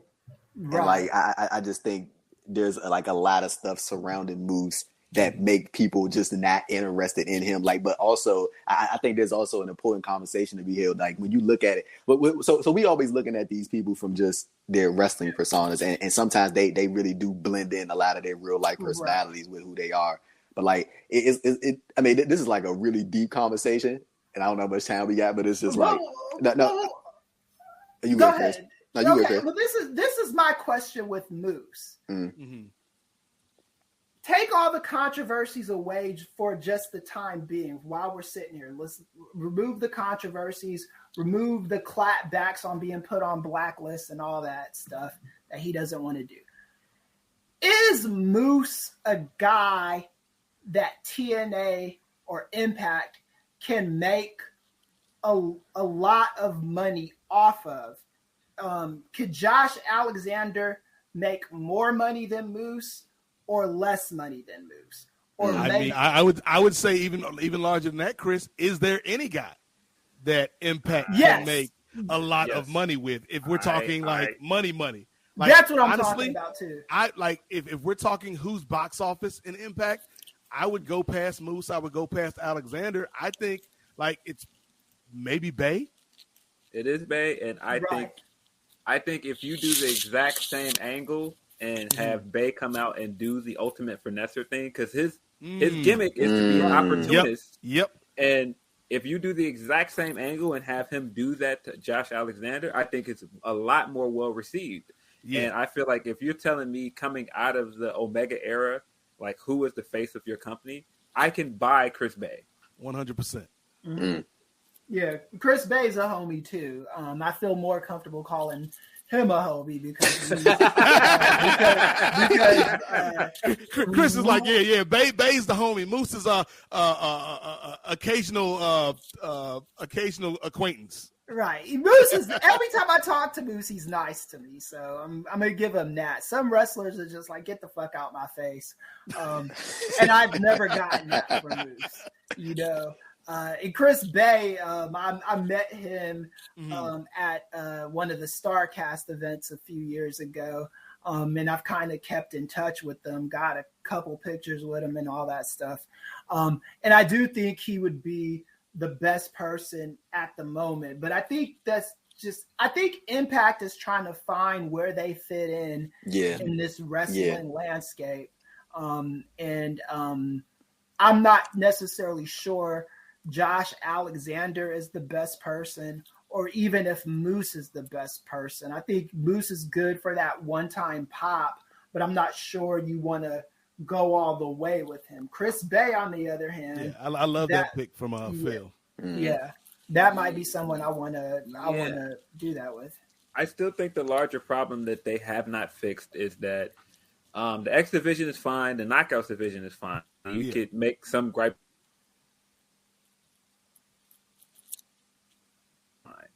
It's just their world title picture that has been in flux for the last year. Yeah. Mm-hmm. Yeah, I agree. Like I feel like it's difficult for Impact to sort of. It has been difficult to sort of find somebody that can sort of measure up to the status of a Kenny Omega, like to sort of fill in like who's the next guy. Like I thought that was just a real difficult thing. And those guys don't just come by. Like you have to build those guys. They got to build those guys. No, it's tough to even build them up into that guy because once you build him up into big enough to be the face of the company, he's gone. You know where they're going to go. Right. They're going to leave. Yeah. So it's hard, man, and I get that, but man, I was sitting there looking at the end of that pay-per-view like Moose ain't it. Moose is not the answer. He's not the answer. Yeah. Like as far as like what they do next. it's going to be interesting to see how things play out, Nate. Yeah, I wish I had a time machine for many various reasons. We could rewind the last 5 years and put somebody competent in that office, and a lot of things would be different. But, I'm a wrestling fan. I'm somebody that follows this stuff, covers this stuff. So I would probably use my time machine for trivial things. Like, I'd go back a couple weeks and be like, hey, Moose ain't it. Go ahead, put Bay in that spot. And it's like, I don't know if that's a valuable use of my time machine, Phil, but that's one of the things I would do with it. I didn't even think about this till just now, but you even have the tie back of they got rid of Omega, and then you'd have Chris Bay standing over Alexander at the end with a Bullet Club shirt on. The Bullet Club would still be on top in the company, and at this point, you would just have somebody that was on the roster that was in Bullet Club. Right. Yeah, that. I'm honestly still surprised how Chris Bay hasn't even been X Division champion yet. Like that's another confusing thing. But I mean, he's in the Bullet Club stuff right now, and he's in New Japan doing his thing. It's the New Japan Strong show. They got him booked for a couple of days. So yeah, you could have had him taking the title to New Japan. There you go. Do we know Chris Bay's contract situation at Impact? Because there's a very good chance he might not be long for this Impact world. Chris Bay's Impact contract, because I know he is signed with the he signed with the company in February 2020, and I don't usually know how long Impact's deals are. Like it's usually like a 3-year deal, 2-year deal. So I know y'all remember when he had that whole exchange with Cody Rhodes on Twitter. Right, yeah, and that's the thing. And Cody wanted to sign him. That's what I'm asking. That's what I'm getting at. Cody should have moved a little fucking quicker. That's what he should have did. But hey, man, in Cody Devontae Rhodes' defense, Devontae Rhodes, that man was busy ending racism. He ain't have time to sign everybody. Hey, man, but Chris Bay, his deal was signed in 2019, but they didn't formally announce it until 2020. So it might be a contract year for him. It might possibly be, and I'm pretty sure he's gonna have more than one people out there that's gonna be trying to get him. Right, because I could even see WWE wanting him. I could see a mini bidding war built over Chris Bay. So like I kind of understand the not putting a title on him in that respect, because we know, like you just said, if a guy's got a way out of Impact, they're taking it. Look at the Rascals, you know what I'm saying? Nobody stays in Impact. It just Impact's like a nice like a midway point, I think. You're on TV, you're getting your reps, you're getting paid, but it's not your ultimate destination. Right. Yeah, but the thing with that is Chris Bay has made a point for like the last year or so of saying that Impact was always his dream destination. He always wanted to be Impact World Champion. So it's weird that they haven't just, put the rockets on him. Yeah. Well, I mean, you could say that, but pen to paper is of course. I'm sure he's saying that. Like, if this dude's in a contract year and they put the belt on him, and he's like, and he signed in 2019, and his contract is up in 2022. I could kind of understand. Hey, he's like you say all the nice stuff, I could I'm in this situation with my girlfriend right now. I could say whatever. Here we go. Until that ring is be careful. On that. I was gonna say, be careful, Chris. No. But like I said, but until that ring is actually there, you know what I'm saying? I might as well be speaking French. So you say you in a contract year right now, Chris? Oh, I'm definitely in a contract year. I'm 100% in a contract year, man. Yeah, my girlfriend is not gonna put up with that much more of my unmarried offbeat shenanigans. Ladies and gentlemen, the life and times of Chris Ealy. Moderna Chris, y'all. But say, Nate, I know we rolling up on the 2-hour mark. Like, just to end on more of a positive note, as far as the news go and different stuff. Like we sort of talked about it a little earlier with LBO Lio Rush, man, who was doing his thing in AEW. He seems like he's very happy. I don't know if you guys had the opportunity to hear him on Renee Paquette's podcast. Yeah, I was covering that for posting. You seen all the excerpts online and stuff. Everybody was talking about it. Like, it seems like he is very happy so far in AEW. Seems like he found a home and he's doing the stuff with Dante Martin. Seems like all we're missing, man, is Darius.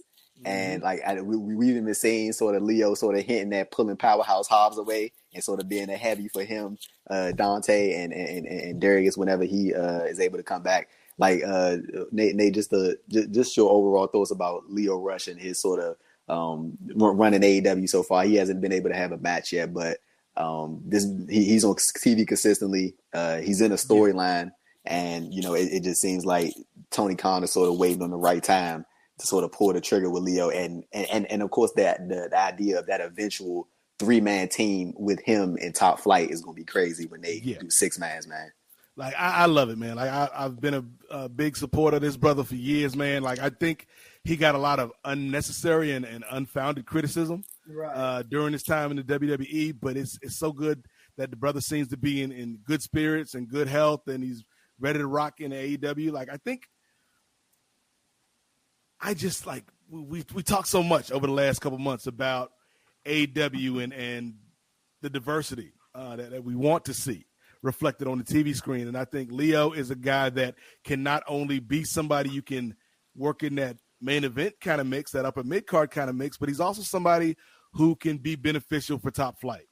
Like, I think being associated with Lio gives them some gravitas to a certain extent, Phil, because like we all know what Lio can do. And if Lio is rocking with these boys, then they must have something too. And so like he's already done the Matt Hardy thing better than Matt Hardy. Like, no shade to Matt, because I love Matt Hardy, but the Hardy family office ain't it. It's garbage. Yes, but I wouldn't have gone that far. I wouldn't have gone that far, but yeah, I'm in that same neighborhood with you, Kris. But I think like Lio has the potential to be something really cool in this company, and I'm excited for the brother, man. Like, I think, if you've been following him, if you've been seeing the stuff that he's been talking about, his passions in life, man, his family and his music, it's like he's another guy, I think, Phil, much like the New Day. Like, you want the best for this brother because you've seen like a little bit of his real life. And so I hope they use this man wisely. And so far from what we've seen with him and Dante, I've been digging it.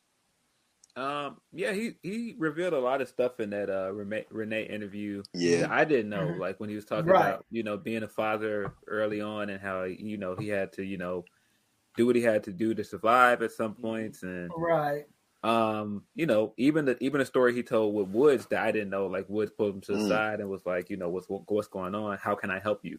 Yeah. And like all that stuff was really cool to hear, but it also made it satisfying to hear him say that Tony Khan wanted him and sought him out.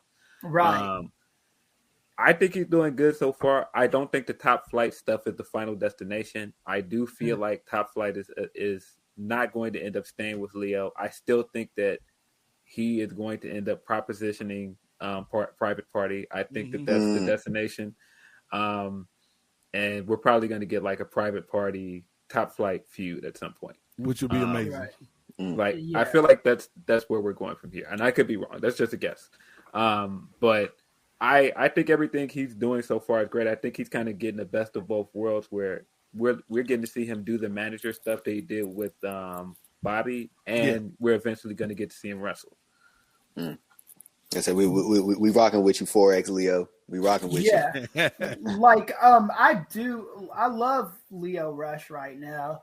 And I'm with Nate. And I think he's doing the Matt Hardy stuff better than Matt Hardy. And Matt Hardy is a top 5 favorite wrestler of mine, but this Matt Hardy family office nonsense, it's not been good.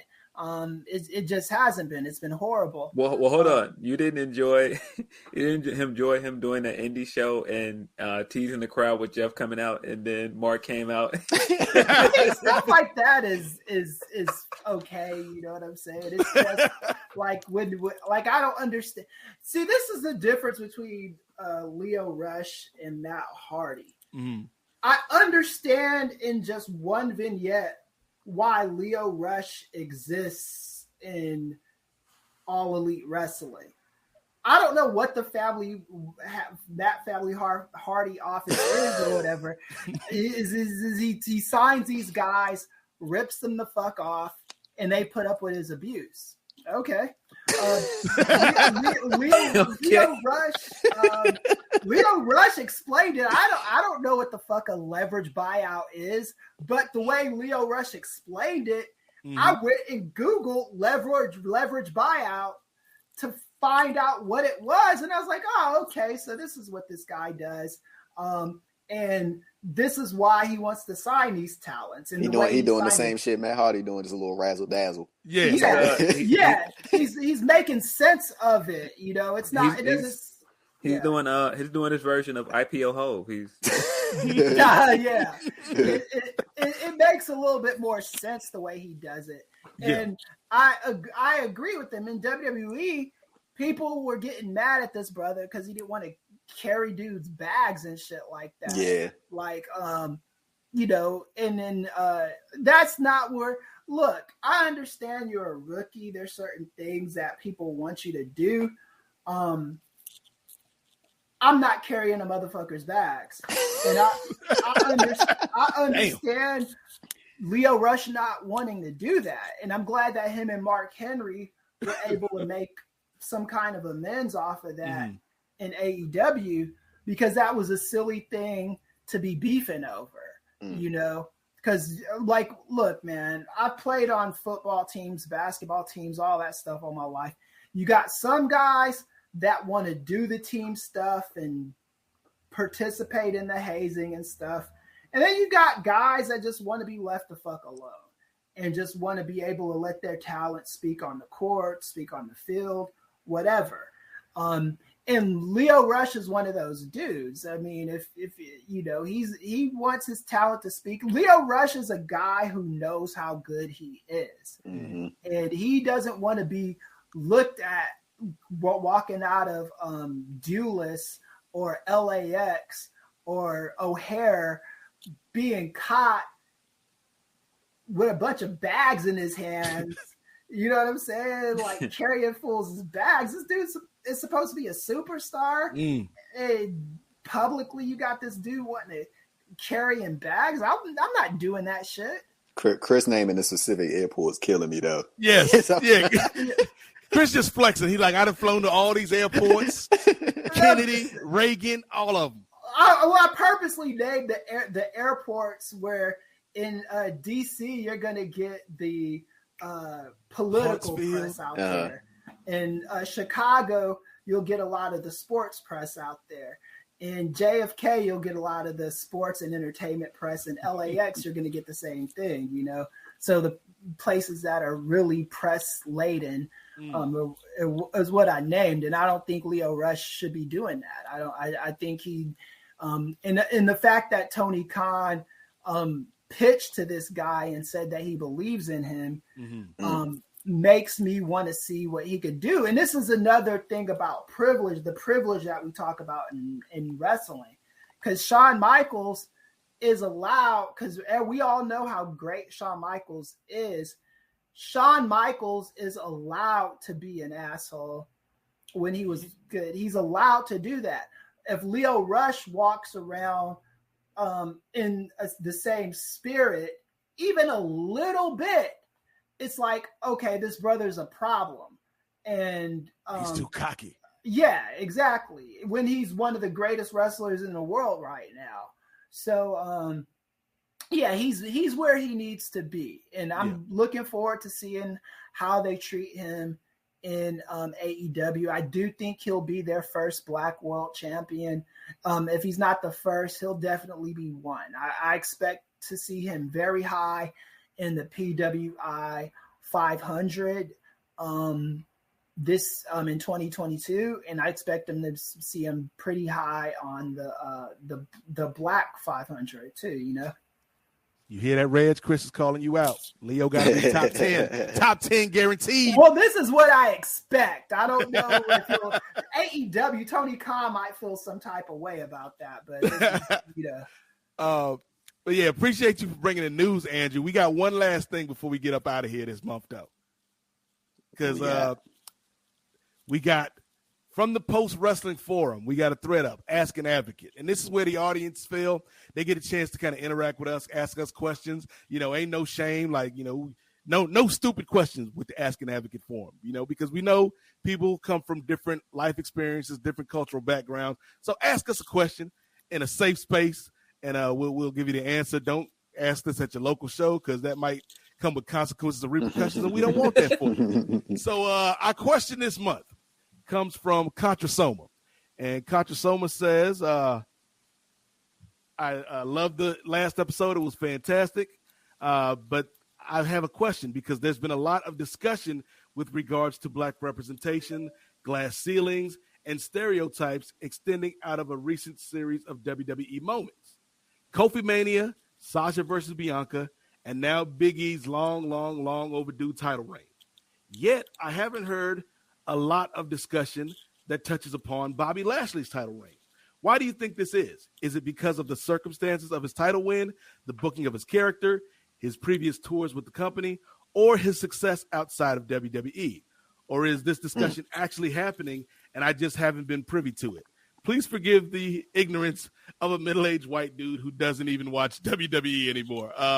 Appreciate the question, Contra Soma. I'll toss it to Phil first. Like, Phil, why do you think that we haven't seen the amount of discussion when Lashley was champ versus Big E or versus Kofi Mania or Sasha Bianca? Well, I mean, there was a lot of, people excited when won the title. I think that it was just initially that fear that Drew was going to come back in and take it. It was. And so I actually think, and I could be wrong, I do think that Bobby is the first Black WWE champion to walk into WrestleMania and successly defend his title. He is. And so I don't think that he gets his due credit for that. And I do think that he was a fantastic champion. I don't think some of the stuff like Big E coming in and cashing in when he did would have gone over as well if Bobby wasn't such a good champion. Right. I agree with Phil on that point. I think that Bobby Lashley had a respectable run. They did the same thing that they did with every Black. This is just something I'm gonna have to fucking accept from WWE. When you are the Black champion, you will not be the last match on the card. It just is what it is. We take our good and our bad. You know what I'm saying? Like we've been doing all our existence as Black folks.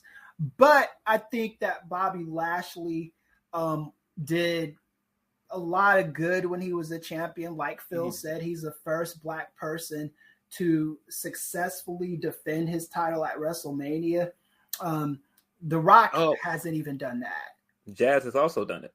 So, as far as the males are concerned, right? Yeah, she did do that with Trish. I do remember that because I remember that because I actually, when it happened, I was like, oh, well, we could call her the first Black person to do it. But that was when they weren't really taking the women as serious as they could either. So, But yeah, Lashley has gone places, and like Phil also said, the point that you said that I love the most is people were waiting, and I was hearing wrestling pundits saying this, guys that I respect saying, well, like I heard Meltzer say this probably every week on The Observer.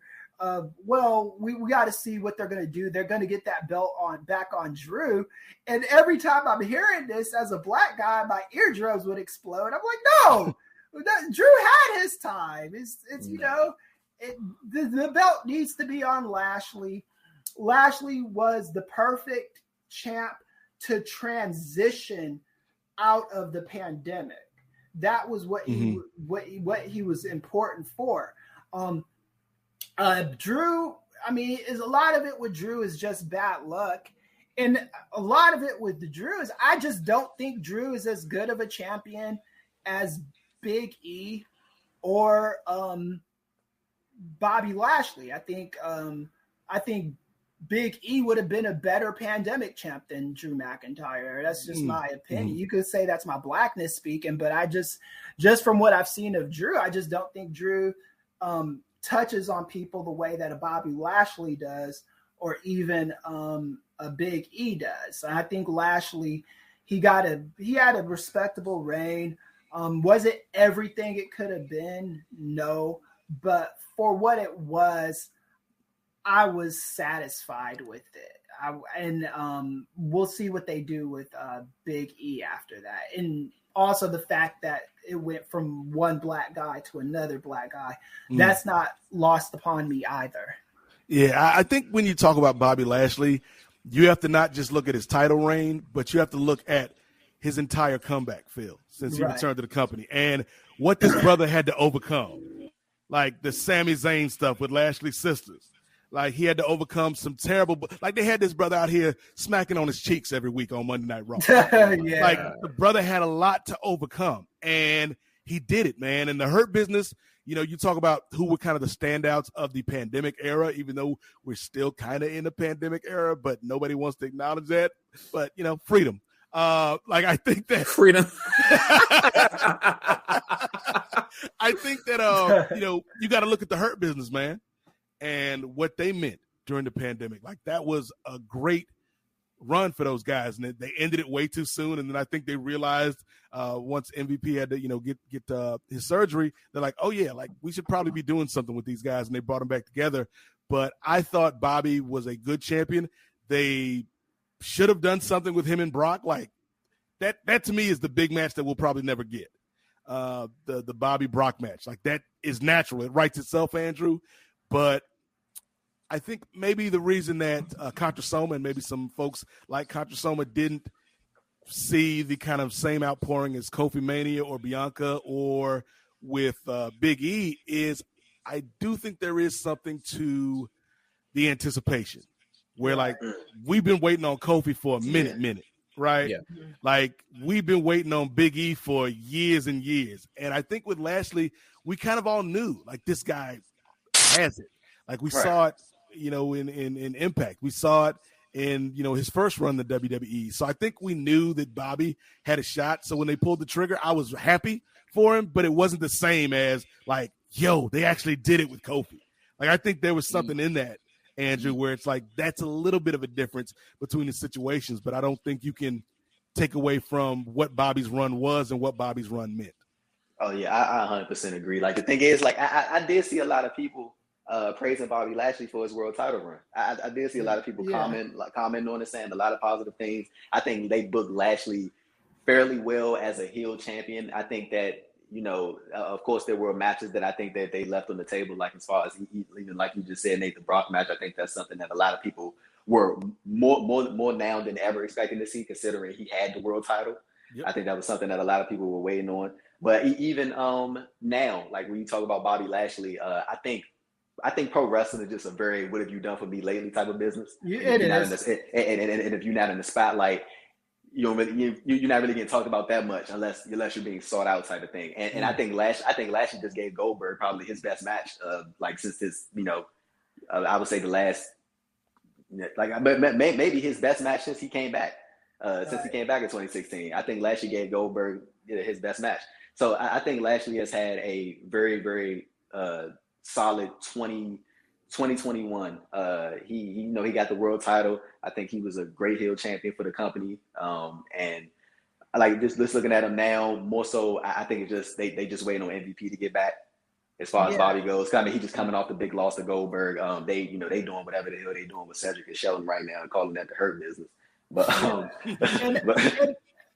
and I never thought that Bobby Lashley is just a guy I always knew was going to be a world champion in WWE. He wasn't a guy that I was ever like, oh, this guy's never going to be world champion. Even when they were doing that goofy shit with his sisters, I thought he was going to be world champion eventually. When it comes to like Kofi and Big E, I had given up on Kofi a long time ago before he got inserted into that hot feud with Daniel Bryan. And Big E, I gave up on him once they gave the belt to Kofi. I was like, well, there's the next black champ. there's no more room for Kofi to be for Big E to be Black champ.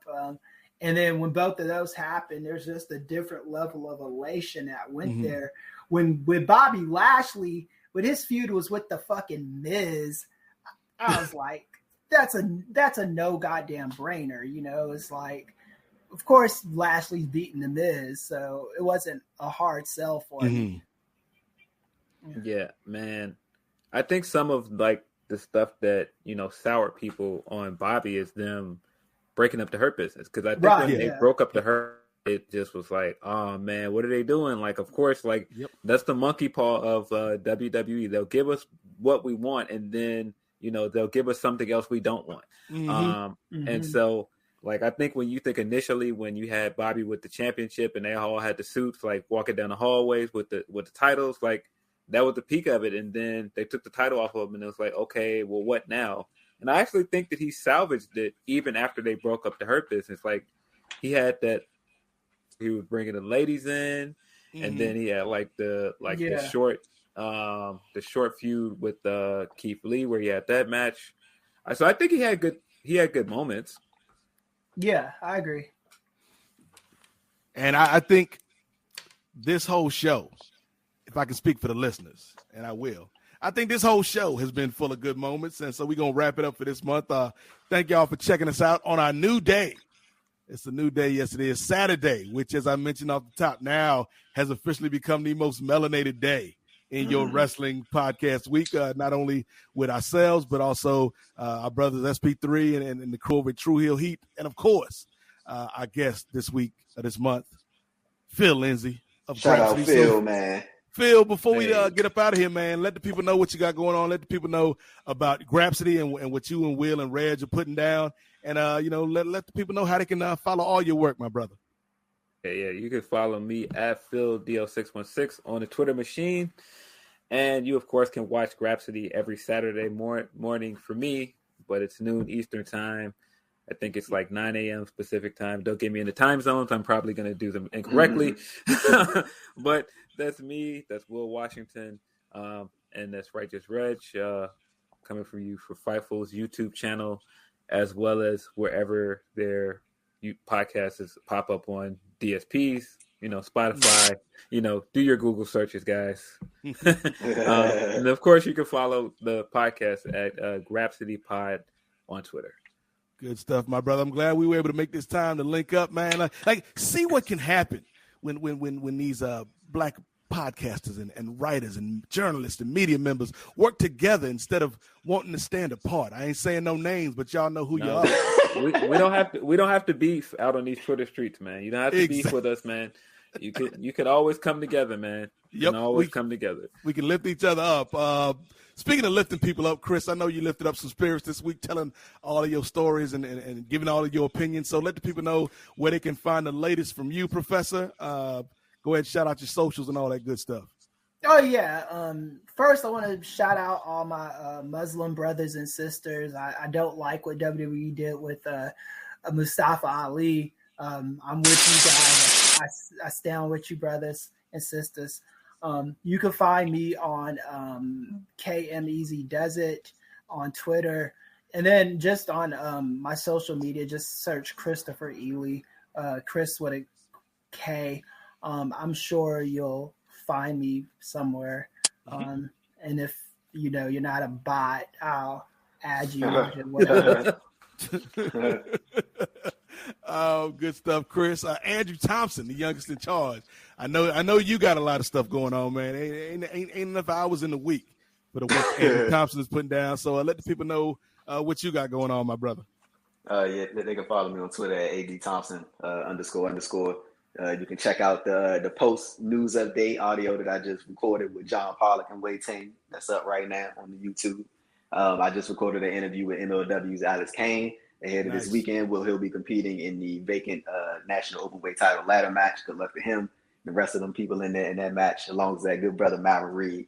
What else I got? You can catch me on the YouTube at Andrew Thompson Interviews, and you can check out all my written work at postwrestling.com.